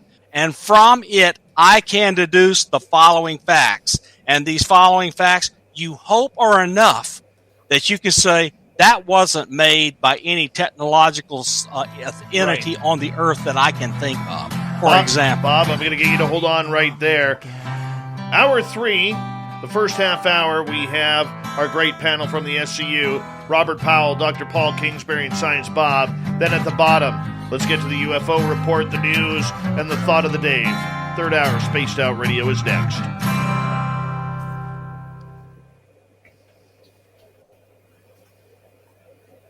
All right, we're clear. How many people think that Cheyenne Mountain is ever going to release data that lets us look at fast walkers? Zero. Exactly. We're going to have to do it ourselves, or it's never going to get done. Yeah. And, the thing I thought, Bob, also, I'm not even sure if they're aware that they have the data because... Oh, they're aware. I can tell you for a fact they're aware. Because I figured there might be algorithms, so that they were looking basically for ICBMs, satellite. So the data is in the database, but their matched filtering for picking out things of interest excludes it all and just leaves it in the dirt pile. Well, so the things we're after are outside of the matched filter, and they do that matched filter because they don't want false alarms. Right. But what I was wondering was, do they have anyone who goes into the dirt pile and looks for? So if you read Chris Mellon's blog on the TTSA about all the systems the government has that could look, I think the logical inference is that nobody's actually doing it, and that's because nobody is paying them to issue reports about UFOs to anybody. They're probably being ordered not to look at that data and filter it out. But every person that's ever been inside Cheyenne Mountain knows about fast walkers. Yeah, you would think once they knew about fast walkers that they would go looking for them rather than I'm telling you, the culture has been don't talk about it. Yeah. It's amazing. That's what I meant by the word incompetence across time. It's like, well, except it's been a very competent shutting down of discussion. That's been very competent. My favorite example is always Hogan's Heroes. Yes. You guys have probably seen that one. And I love Sergeant Schultz because he goes, I see nothing, I hear nothing. I see nothing. Yeah, that's perfect. Yes. You got that right. That's how we dealt with this issue. Oh, yeah.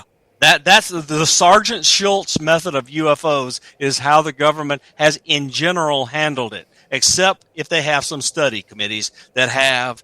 Oh, but look, Harry Reid claimed that he know there's SAPs that have really interesting stuff in it, and he believes he can name the corporations where things are being held now. I mean, he got on TV and said all that, and he was in the Gang of 8 and privy to everything.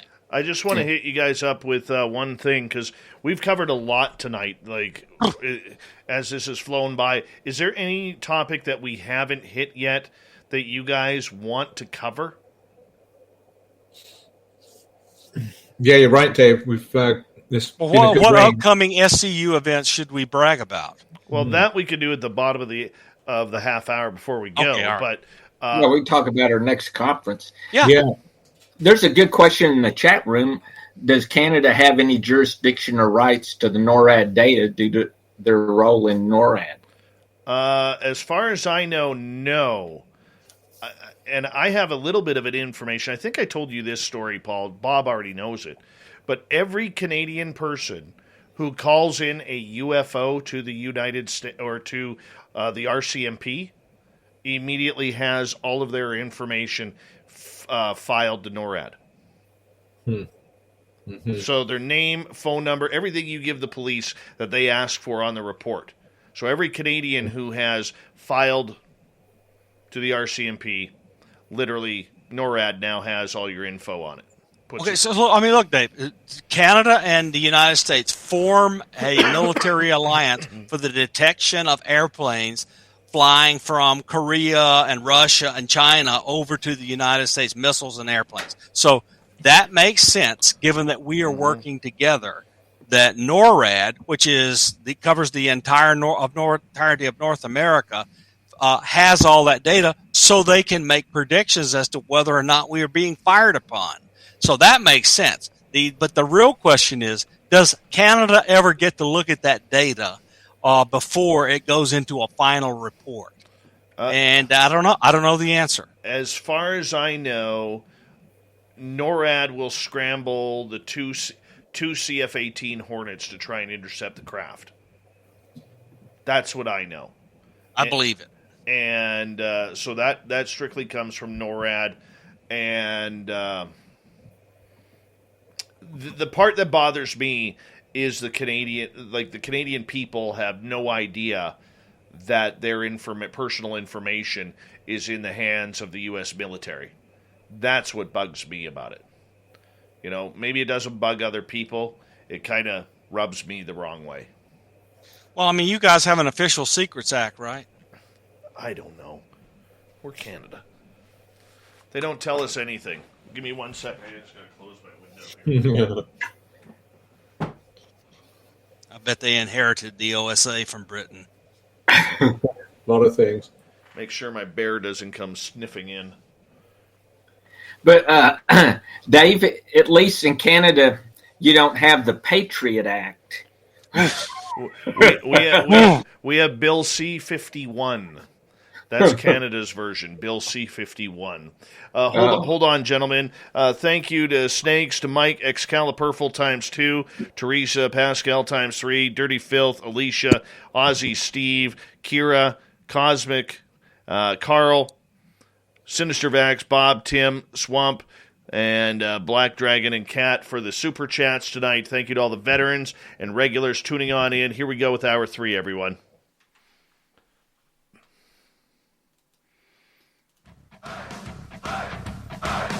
Would you like to connect with us? Head to spacedoutradio.com for all your latest show info.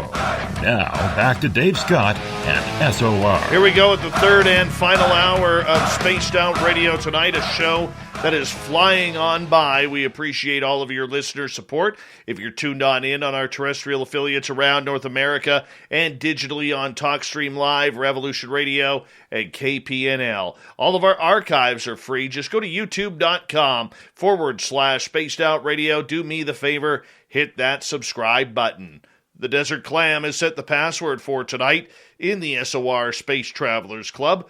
Xenodont. Xenodont is your password. Use it wisely, space travelers, as a clam sets a password each and every night right here on Spaced Out Radio. Our website is spacedoutradio.com. We have a plethora of features for you, including rocking out to Bumblefoot and reading up on Captain Shirk's SOR Newswire. Check out our new swag as well. And, of course, follow us on Twitter at Spaced Out Radio and on Instagram, Spaced Out Radio Show. For the final time tonight, UFOs and science. Is there such a thing? Well, of course there is. And we got the men to prove it tonight. From the Scientific Coalition of UAP Studies, we have Robert Powell, Dr. Paul Kingsbury, and of course you all know Science Bob from Science Bob and Friends. Gentlemen, welcome back. Good to be here, Dave. It's been a good night, Dave. It has been. Fast night. Way too fast. And we've covered a lot of topics tonight. But, gentlemen, one of the topics that always comes into play is the military. Whether it's up here in Canada, whether it's in the United States, the United Kingdom, and what are the secrets that they are holding. Never mind the fact that it could be crash retrievals, it could be aliens. We can only hope, for me at least, because that equals woo. But for you guys, you know, we see a lot of reports coming out. And earlier in our chat room during the break, John had asked about NORAD and what role they play, whether it's in Canada or the U.S., for information regarding UFOs. How do we, as a scientific community, break into that militarized area where the secrets are so secretive, some of them don't ever see the light of day? Is that even possible? only if a bill passes the Congress and is signed by the president to make it happen, because they're under National Security Act. Period. That's the end of it. Well, I guess that was a short-lived question. I'm just, that's it. Thanks, Bob. Because they are that. under the National Security Act, and the President of the United States can't order them to violate the National Security Act because that's an unlawful order. It'd have to be the Congress pass a law and the President sign it. Now, this may be a follow-up question that you may not be able to answer, but we talk about it quite a lot here on the show. And it may not do with the hardcore science of everything, but more the philosophical side. Does the SCU ever discuss the problems that may come about any type of disclosure? Because we have half of this planet's billions of population who still believe and pray to a religious deity where anything coming from space is demonic, could lead to Armageddon. Yes, that's the religious side. We have a lot of people out there who are concerned about whether or not this is going to affect the world markets, from oil to the financial Federal Reserves. We have people who are wondering on whether or not this is going to affect everyday people. COVID has been a great rule of thumb for this, where we've seen mass panic in people, going to the store, buying $1,000 worth of toilet paper and $2,000 worth of meat and milk, and basically saying screw you to your next human being beside you. We've seen probably some of the worst in humanity over the last year and a half. Have you guys looked into the socio-economic side of this as well with the SCU, Paul? Well, I would say with, it's interesting, the split between science and religion. I would suggest sometimes that faith and reason can coexist. I would have to state that in terms of they're not naturally opposed. In fact, they can be combined with one another or work together. Religion, look at the Vatican. Pope Francis has actually said he'd be very open if it was proved that there were extraterrestrials circulating around on Earth. The question would be whether an alien would need baptizing.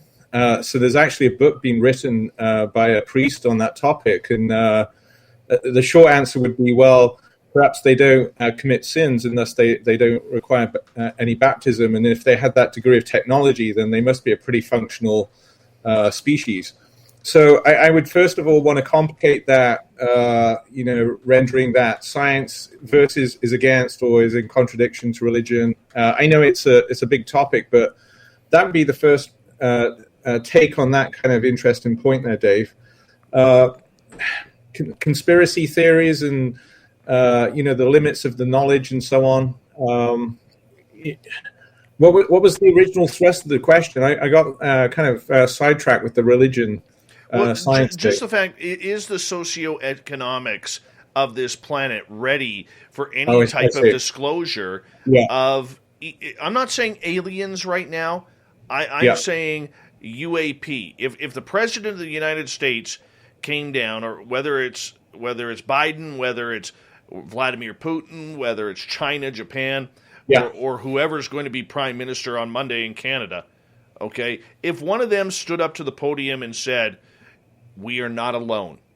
We have these craft. We don't know where they're coming from, but they are visiting Earth." That is going, the sheer panic of what we've seen, I think, will go above and beyond what we've seen with the way people are treating people with COVID. And this is a big issue. Yeah, I had a sense, I was following the COVID on a news report back in December, and, there's this strange flu in China, and then it kept on spreading beyond China into Southeast Asia. And I said to my wife, we may be looking at something much bigger than 9/11 here. This could be a big phenomena. It could be 10 times bigger. But I had a creepy feeling about what was going to happen. And like you say, could COVID be eclipsed by a full-on disclosure? The disclosure, though, would have to come with some empirical evidence or some real kind of, again, back to proof and data and evidence. I mean, there is political discussions within the UFO circles. For some people, here I think of Dr. Stephen Greer, who suggests that any kind of disclosure would actually be part of a kind of government conspiracy. It would be a false flag. It would be a kind of false disclosure that would seek to, clamp down and have more state power penetrate into people's lives. And so there's the debates about the status of what a disclosure would mean. It wouldn't be a simple one-way reading of it.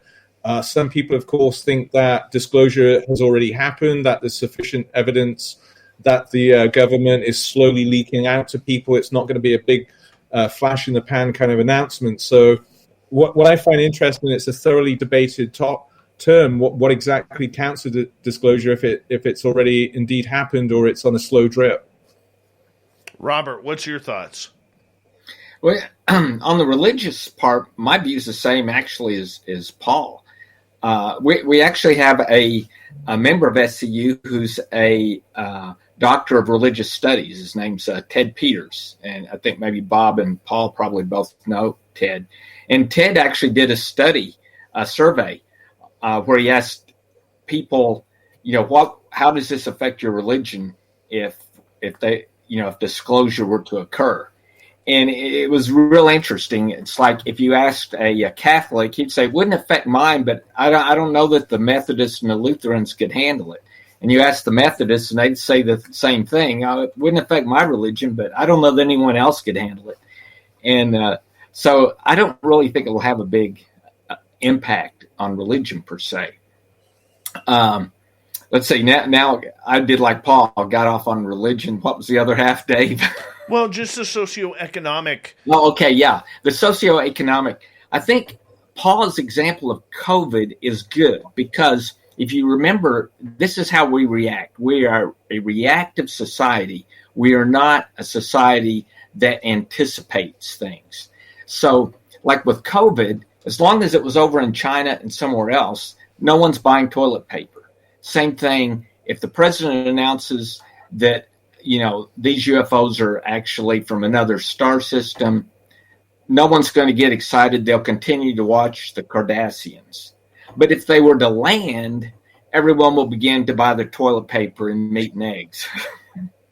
And that's my view of it. Very true.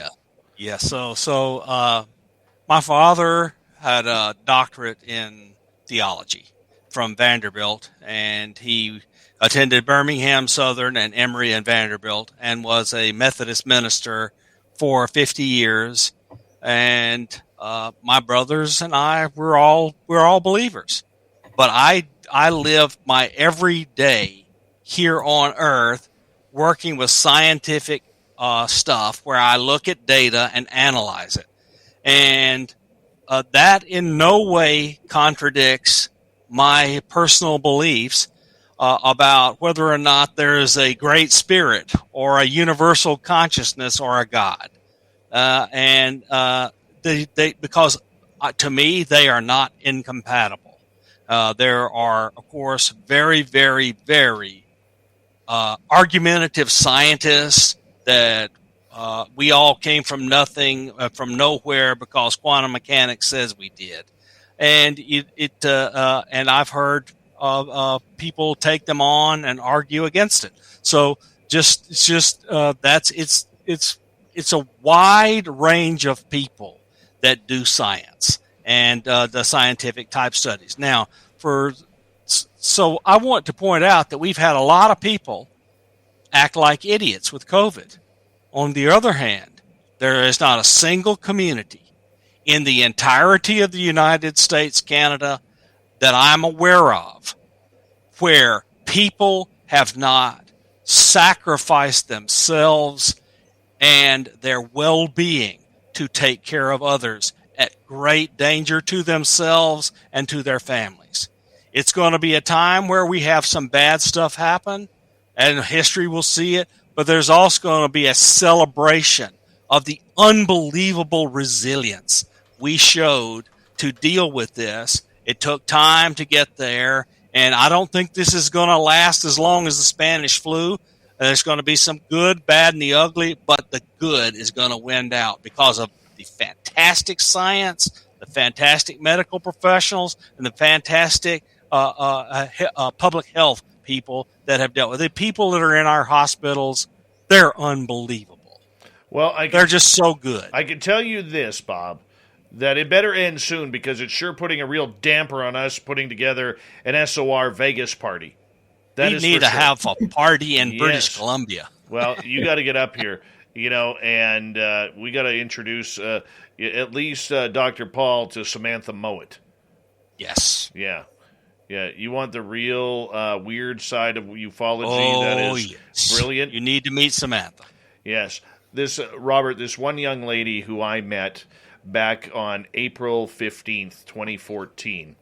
All right, 25 minutes after meeting her, she walks me into a forest. This is 5 days after I had a craft land on the ground in front of me. She walks me into the forest behind the same property where this happens, and she's a lifelong ET contactee. We get 200 feet into the forest, and she asks me to look in a certain direction. I look in that certain direction, and 200 feet standing in front of me is a 10 to 12-foot extraterrestrial. Right in the middle of a forest. I would not believe it if I didn't see it for myself. And this lady, I always call her the best kept secret in ufology. She lives in Prince George, Paul. Okay. Yes. Yeah, Snow Country coming up soon. Yeah, so you won't be able to see her until at least April or May now. But yeah, she is literally the real deal. I actually had someone close to Luis Elizondo investigate her for a potential project, and this person actually called me back and said, Dave, she's incredible. We can't use her because she's way too far ahead of the game. That's how ahead she is. But you guys, that's not really the topic for tonight, neither here or there. But moving on, as we have about 7.5 minutes left with you guys tonight, SCU and science and UFOs is the topic tonight on the big show. As we start to wind down here, what do you guys, and Robert, I'll start with you, want to profess to the UFO public, UFO Twitter, those who are just jumping on the bandwagon of this subject, in regards to what they should be looking for, how they should take this entire phenomena and the strategy scientifically that you guys are taking to try and find out what is truly happening? Oh, man, you don't ask any easy questions here, Dave. Sorry, that's the Canadian in me. I got to apologize for that then. I guess I would suggest that they read a good book that kind of covers a little of the history of the subject as well as a little of the science of the subject. I'm trying to think. I think J. Allen Hynek's The UFO Phenomenon is a good one. Is a good starter. That's Jackson Ray's The Secret College. Good one as well. Invisible College. Invisible College. Yeah. Thanks, Bob. In terms of the kind of underground academic work, that's a good kind of historical touch point. What do you want to see from the public? Let me reverse the question then for you, Paul. What do you want to see from the public as this subject continues to grow and take more mainstream attention? Yeah, I think, universities, public universities, they're right there in the public realm. Simon Fraser University, it typifies that place. I think the university is a place, it's raison d'etre is a place for free exchange of ideas, serious research, funded research. And I think for the university, the modern university, is a prime ideal site where discussion can happen. I think, maybe it was partly because of the pandemic, but there has been a kind of slow uptake, maybe from some of the report from earlier this year from the Pentagon. I would like to see, with my work, greater links with academics, just who are connected to SCU, but when I walk into the dean's office, where I do a lot of admin work these days, I walk past through either the physics kind of corridors or past the chemistry labs. I would like to be able to reach out to my colleagues around the corner and really ask for their input with some of the papers that we've published with SCU. So, that bridge to getting the evidence that you talked about, Dave, closing the gap between the always seemingly just out of reach object and the truth. I think the academia has a big role to play here in bridging that gap. And I would like to see, maybe some of that funding trickling into the universities. I would like to see a bigger kind of focus from academia on the topic. All right, Paul, I have another question for you regarding this, because this topic isn't as hot button up here in Canada as it is in the United States. How are your colleagues and your students reacting to this news of potential UFOs, UAP, and the sorts, the entire subject? Are they even talking about it with you to learn more now that more information is coming out, that we aren't just a bunch of wingnuts playing on conspiracy theories?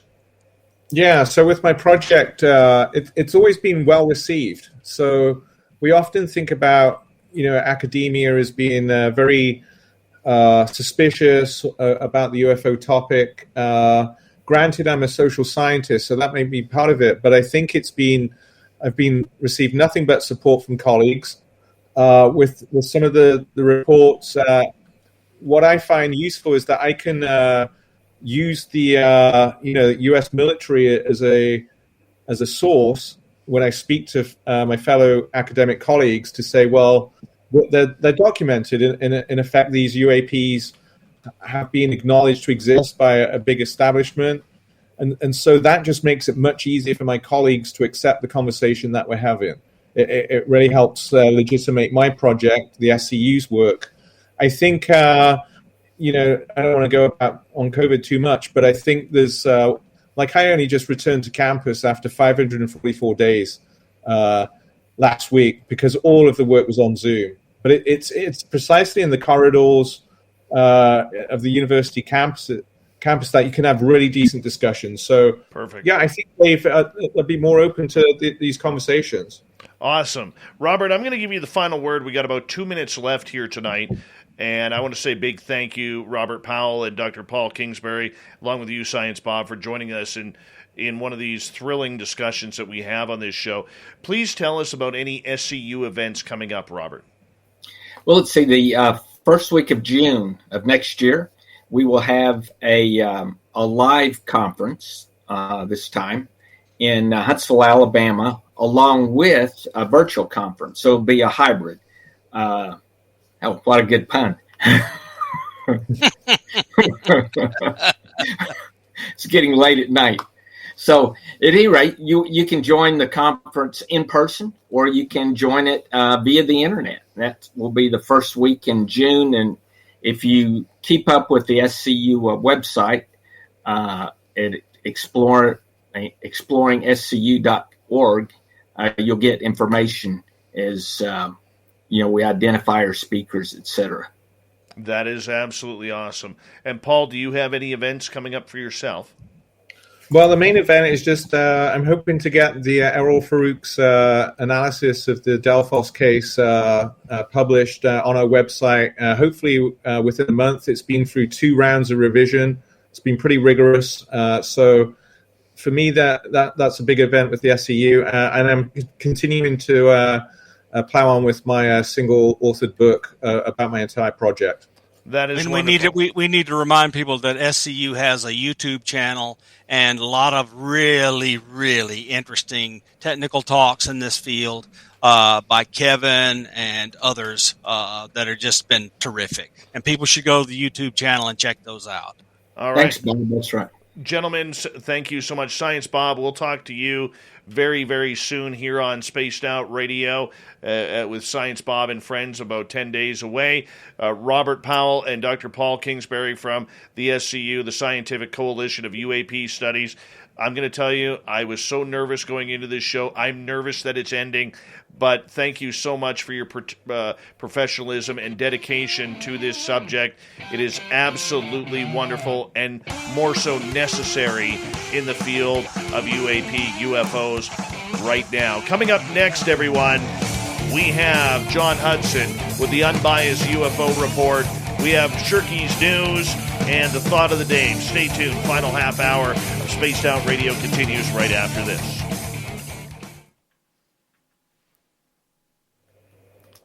That was a fantastic show, gentlemen. It was wonderful. Wow. It was good. Thanks, Dave, and thanks, Bob. Oh, it was so good. I can't believe how fast it went by. I'm going to be honest with you. I feel I got my ass kicked tonight. Big time. Oh, you did great, Dave. Oh, You did. And I only had to bust your chops twice. Well, yeah. Well played, Dave. That was excellent. Yeah, That was great. Yeah, It was excellent terrific. traffic control. Like Robert said, these were toughy questions. Some of the good ones. Well, Yeah. I appreciate that, guys, because, the one thing that I cannot offer in this entire field is research or scientific data. I went to journalism school, man, because I was terrible at math and science. And, I hate to say it, it really is when I'm around. I love being around brilliant people such as yourselves. But that, that inner child that we all have kind of makes you feel like you're only about this big and and really, really stupid. And not that you guys made me feel that way. You didn't at all, but there's an intimidation factor of it all that even though I'm a professional on the radio, Sure. I'm still human in the background, so any kind of compliment you guys are giving me, I'm going to graciously take that and say thank you to both you guys for coming on in. Science Bob, I'm not worried about you. I speak with you way too often, but Every day. yeah, pretty much.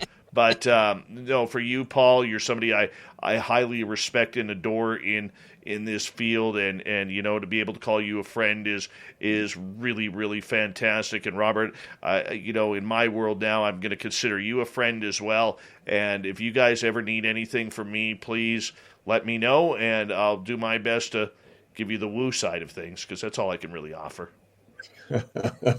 Absolutely, Dave.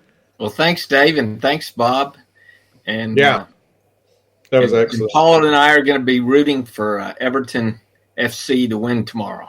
Yeah, that's our soccer team in the Premier League playing tomorrow, Dave. I don't understand soccer. I'm allergic to it. Yeah. Gentlemen, You're a hockey man, right? I am a hockey guy, but I don't even like hockey much these days. I'm so disappointed in hockey right now. Don't even get me on that rant. Don't get me on that rant. Well, okay. Gentlemen, Have fun with John. thank you guys. I really appreciate each and every one of you. Speak soon, Dave. Thanks a lot. Take care, guys. Good night, everyone. Good Yeah, night. take care, Robert. Good night, guys. That was frigging phenomenal. That was phenomenal. That was a hard conversation. It There was. was a lot of really good topics brought up. It was. Yes. It was good. And I think it's going to make a lot of people reflect. Oh, yeah. Dude, I don't really get intimidated during interviews. I was intimidated tonight. Oh, Dave, you really, man. But you know what? Someday we'll break you of that. Yeah. Doesn't happen often. Doesn't happen often. Like I said, my biggest fear is looking foolish and stupid in front of intelligent people. And because I've never really considered myself as an intelligent guy. I'm more of a blue-collar guy. And, Yeah, for me, it's just that I just, I don't know if it's that I guess when I was younger, I didn't like the sound of silence, but I've never had any sense of rank. I mean, ever. Like, I mean, it's actually got me in trouble several times. Like, I'll talk to a CEO the same way I talk to a janitor. Like, I just don't care. And so, like, I mean, I sat on a plane for 4 hours with the deputy secretary of the DOE. We were both on our way to New Mexico. We talked about kids for 3 hours. He gave me parenting advice. Right. I mean, it's like, just a really nice guy, and I probably should have been terrified of him, but I guess maybe I'm just not smart enough, to be afraid. Well, very true. Very true. We've got about just under 45 seconds. Hey, Jerry, how you doing? Jerry 2025. His call on aliens coming down 2025. And, from what I'm hearing, Jerry, I don't think on an early date, I don't think you're wrong. 1 year early. Yeah. Well, everybody's saying 2026. And I've heard anywhere from 2024 to 2054. Hey, Nucker, how you doing? I'll give the rundown of the chat. Hey, guys, everybody in our YouTube channel, don't forget that there is the after show. John and I seem to have started this after show BS that keeps me up all hours of the night. I'm off tomorrow, too. So, yeah. Here we go.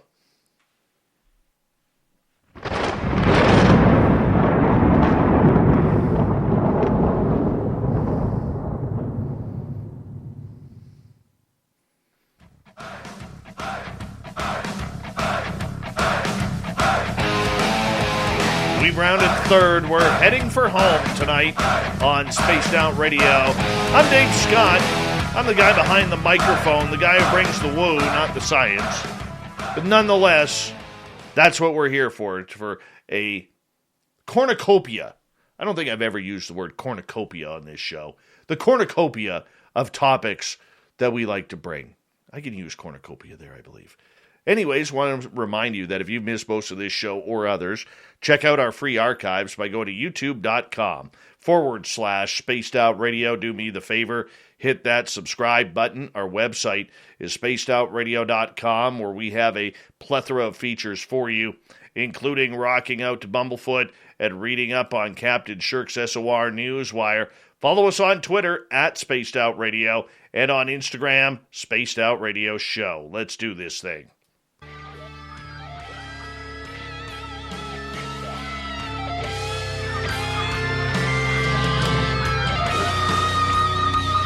Every couple of nights, we bring in our UFO Grandmaster, the fedora-wearing John Hudson, with the unbiased UFO report. And I'll tell you, there's a lot of interesting news coming down recently, John, as we bring you on in here, because Lou's talking again overseas. We got other things happening, like the SCU going into more science, the government and what they're covering up, and now Project Titan. Project Titan, this sounds pretty badass here. Yeah, well, first off, hats off to whoever named it, right? I mean, that's one hell of a name strong to get name. Things started, right? Strong name. Yeah, no. Yeah, strong name. Yeah, so this is, I'll be honest with you. I haven't yet found out what the real source of this is. I mean, was there an earlier attempt, or has this been in plan for a long time? But essentially, in the Italian town that called San Marino, that basically this conference has been held, I believe, every year for 30 years, if I understand correctly. It's been a small conference, but a dedicated one with good open conversation and so forth. And Lou Elizondo came to this one and spent some time, with a lot of different people at this conference. This is where the information about the AI tool came from. This is where some other things came from. And what this comes down to is that the government, the Italian government in San Marino is working with representatives from CUN and ICER to essentially petition the UN to adopt their yearly meeting and make it an official UN intersection for countries to come and discuss UFO issues. And they seem fairly confident that they have a good chance of pulling this off. And so the phrase that I really liked, but that I heard, was they want to basically turn this into the Geneva for the UN, that for UFOs that Geneva is for everything else. And so they're really putting a lot into this. And Lou Elizondo seems to be pretty excited about it. There seems to be a lot of energy. They're certainly hitting at a fantastic time, in that this all came out the same weekend that those bills came out in the U.S. We know that Lou Elizondo was speaking to many people at the conference. He presented at the conference, gave them an update on where we are with our research as much as he could, and seemed to build some good relationships with some folks. So my early judgment is this has some legs to it, but nonetheless, the attempt is honorable, and I applaud their effort. Well, that's really cool that they're trying to bring the European side together. Have we noticed any differences of what they're doing in Europe with this topic comparatively to the way we're handling it in North America? Unfortunately, yes. It depends on the area, right? I mean, you talk about the states being different. Well, let me tell you, the European countries are as different as anything else. And so, what you have in the north is you still have primarily a media blackout going on. I mean, there is especially when you get up near England, there is a real pushback, it's bad. It's not nice. It's a very unpleasant for the folks we have out there that are doing hard work. But in the South, it appears to be a little more open-minded. And I'll talk about something else in a minute. But there was actually some interesting occurrences that happened while Elizondo was down there. So I think what you have is, I think you have different regions handling it in different ways. What were those occurrences? Well, for example, there was a case that I'm sure it's not a hidden case. It's a case that many people have heard of. But there was a supposed crash, an alleged crash that happened in Italy in 1933. And this was evidently difficult to get information on, because Mussolini was in charge at the time, and his government wasn't really known for being open and friendly, and so but it turns out that a group of people, including, from what I'm told, some actual members of the Italian government, actually reached out to Lou Elizondo while he was at this conference and presented him with documents pertaining to this case. And a friend of our show, Macmillan from the debrief, basically said that he actually saw some of the documents himself.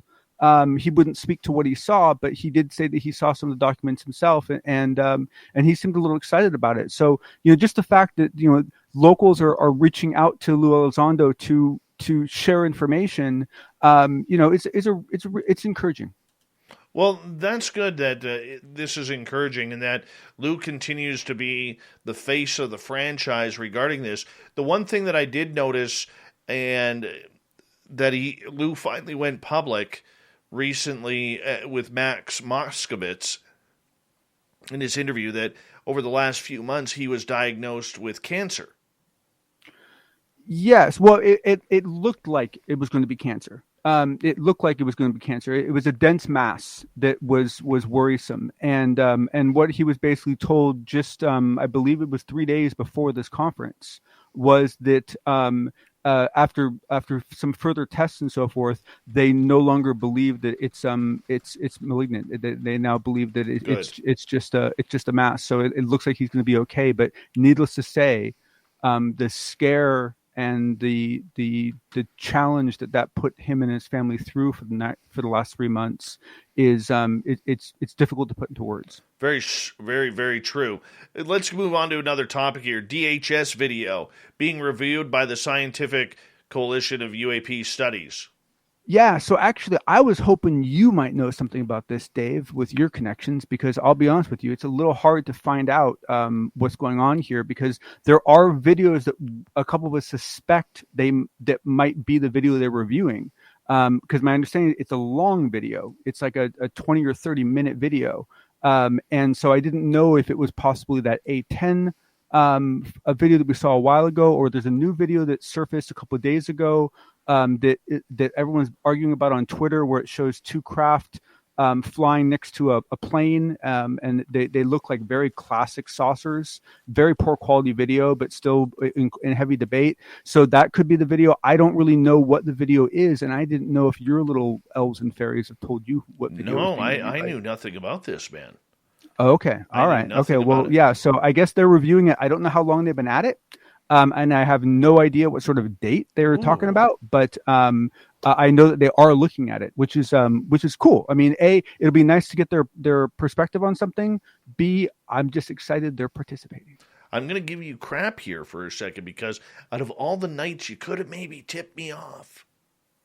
Yeah, well, I know. The truth of the matter was that I for some reason I completely blanked on this one until like an hour ago, and it suddenly came back to me, and I was like quite irritated with myself. So I do apologize. That's okay.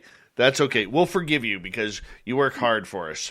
You really work hard for us. But it's exciting because if they're really putting their efforts behind a true, honest analysis of the video, one, it's just great to get their review. But also, we really haven't, like, since they did the Nimitz stuff, right? We really haven't seen what is representative work from them, right? So it'd be very, very interesting just to see what they produce, right? Because it will then become a model for us to see what we can expect from them in the future. Well, there's a new video allegedly out there. You haven't seen it yet about some sort of AI tool. Yeah, so this one, I truly do apologize for this one because, and I'm not going to throw anyone under the bus on this. A video was expected to be released today that actually showed video of the tool being demoed at the conference. For some reason, it just didn't get put out. It could even be a time difference because, this is, 16 hours ahead of me or so forth. And so it might be posted in the morning. But essentially, I was hoping to be able to give you guys more information about what I talked about the other day, because I'll be honest with you, I'm really excited about this. I spent 4 years on a machine learning research team. I have enough knowledge about it to be dangerous, and I really understand how this could work and how it could work well. And so I'm pretty excited about what the tool might be able to do for all of us.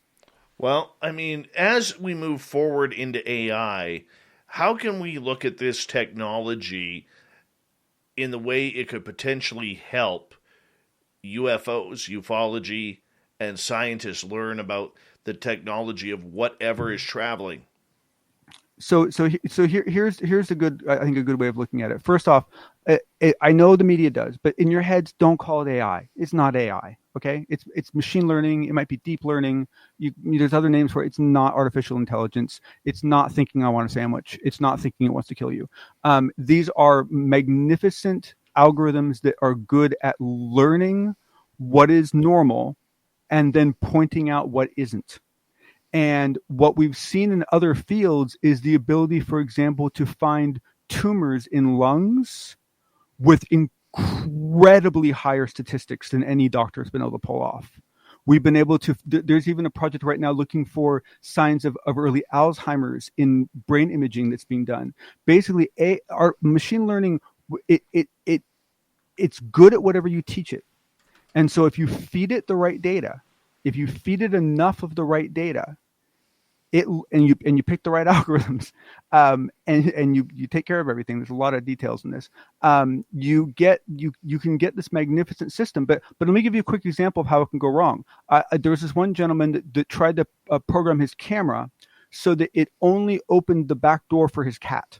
Okay, and he took all these pictures of his cat and fed all these pictures of his cat into his algorithm, and then it didn't work. And what he didn't realize was that every picture he took of his cat had grass in the background. And so what the algorithm was looking for was a cat wearing grass on its head. And it never saw that. So it couldn't see the cat, right? So what I mean is it really is about the data you feed it, like data cleansing, data management, data massaging is a big aspect of this. But what it means is that if you feed this machine everything that you should be seeing in the sky, it is going to be able to find everything that is not supposed to be there with such speed and such accuracy, it'll blow your mind. And that's really what the value is of this technology. And it's not about thinking. It's not about considering. It's not going to noodle on something for some period of time. It's a matter of learning weighted systems that give it statistics and then using those statistics to predict things.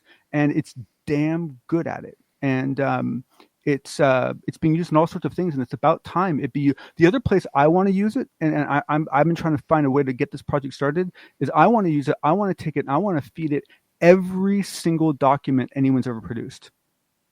Every single document in this field that anyone's ever produced, and I want to see what patterns it can find. I want to see if it can find authors.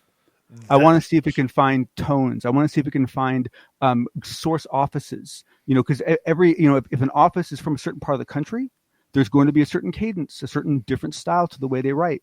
Then it's going to be in a different country. There's all sorts of patterns you're going to be able to find. And that's something that I would love to see. There's a lot of opportunity for machine learning in this field. That is so interesting, pumping through that. I mean, God, it would take days and months just to get through Stanton Friedman's files. No, but that's the thing. It wouldn't.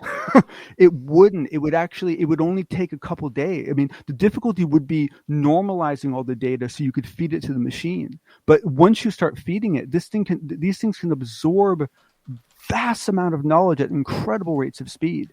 And I'll be honest, some of it's a little spooky, right? Some of it's a little weird the way it works, and we're not really sure how some of it really works so well as it does. But it's amazing technology, and we should be applying it wherever we can. All right, John, thank you so much for a wonderful, unbiased UFO report. And don't forget, it's that time of the week where John and I will stay up late with our YouTube and Twitch audience to hang out. And if you want to join in the chat and ask us a bunch of questions, you're more than willing to do so. We never really put a time limit on it, but it's basically until we get tired. That's just the way it is. Until Dave gets tired. Until Dave gets tired, because I literally hold the conch around here. John, thank you so much. We'll talk to you in just a few minutes' time. Right now, let's get to the news.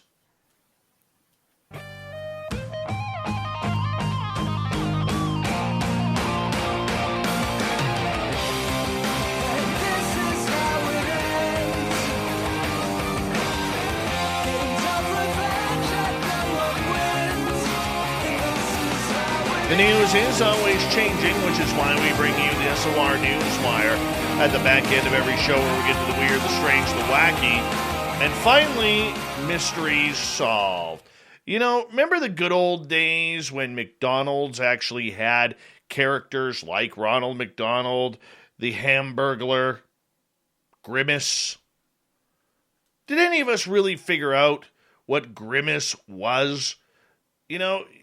Just this big, purple, hairy, happy, smiley face, big-eyed guy. Looked like an alien. I would say something else, but I'm trying to keep this a family affair here. It turns out the large purple McDonald's mascot, who pals around with the likes of Ronald McDonald and Mayor McCheese, is an enormous taste bud. That's according to Brian Bates, who manages a Windsor, Ontario McDonald's. Yeah, he said that Grimace is an enormous taste bud, but a taste bud nonetheless. His purpose, according to Bates, is to show that McDonald's food tastes good. Bates was named Outstanding Manager of the Year for Canadian McDonald's stores. McDonald's did not reply to a request to confirm this news that Grimace was actually a taste bud. The character was first introduced in 1972, originally as a villain.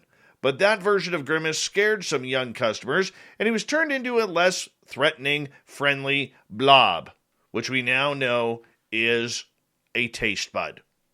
A purple taste bud. Hey, for you parents out there, or people in general, what would you do in this situation? A mother in Alabama has been arrested and put in jail for assaulting an 11-year-old she believed was bullying her child on a school bus.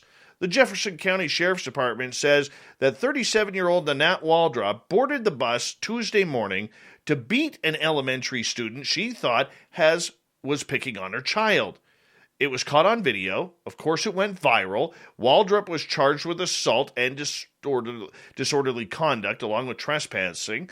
She was posted a bond of $10,500 and was released. While this is now a law enforcement matter, let me just say what I saw on the video just deeply disturbs me, the superintendent of Jefferson County Schools said.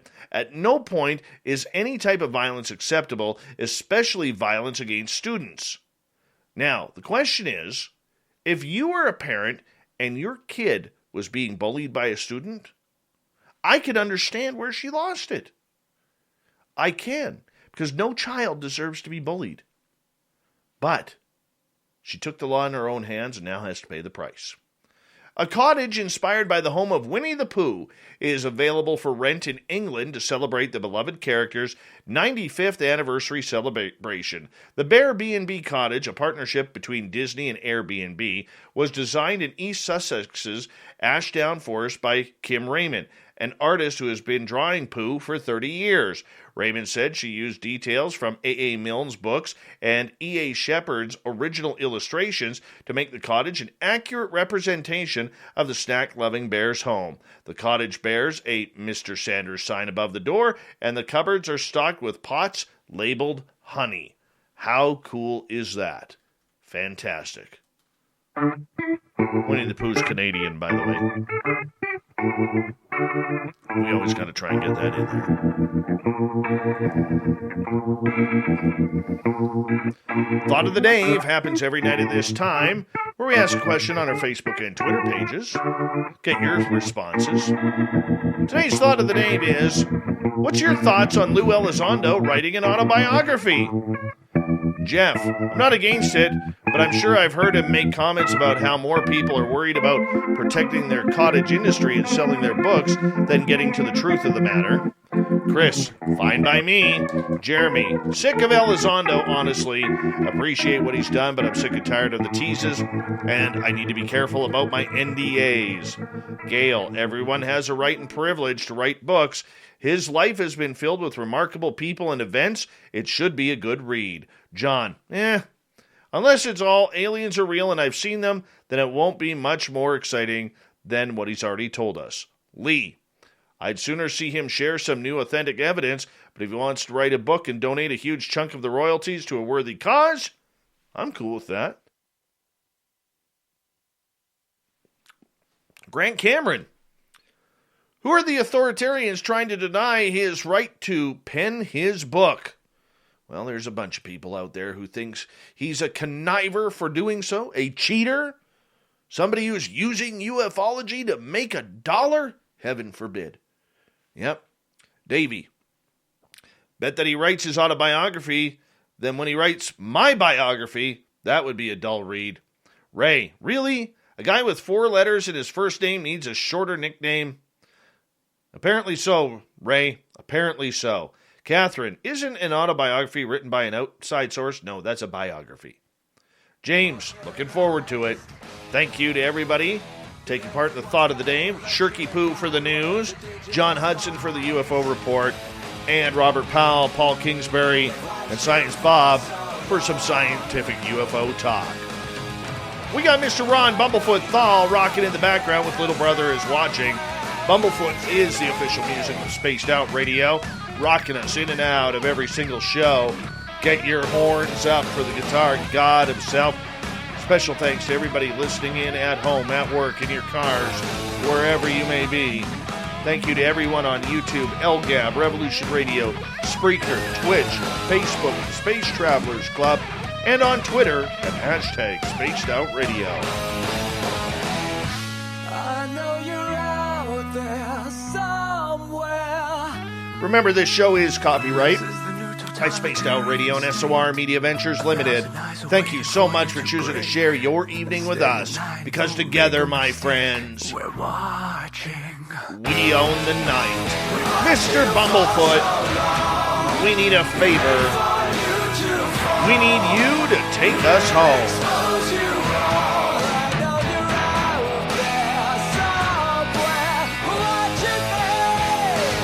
Yes, the Woo train has docked for the night. But soon, my friends, we shall ride again. Your seats are always available. Your tickets never expire. And if you want to bring a friend, yeah, we've got room for them too, damn it. Let's do it. Good night.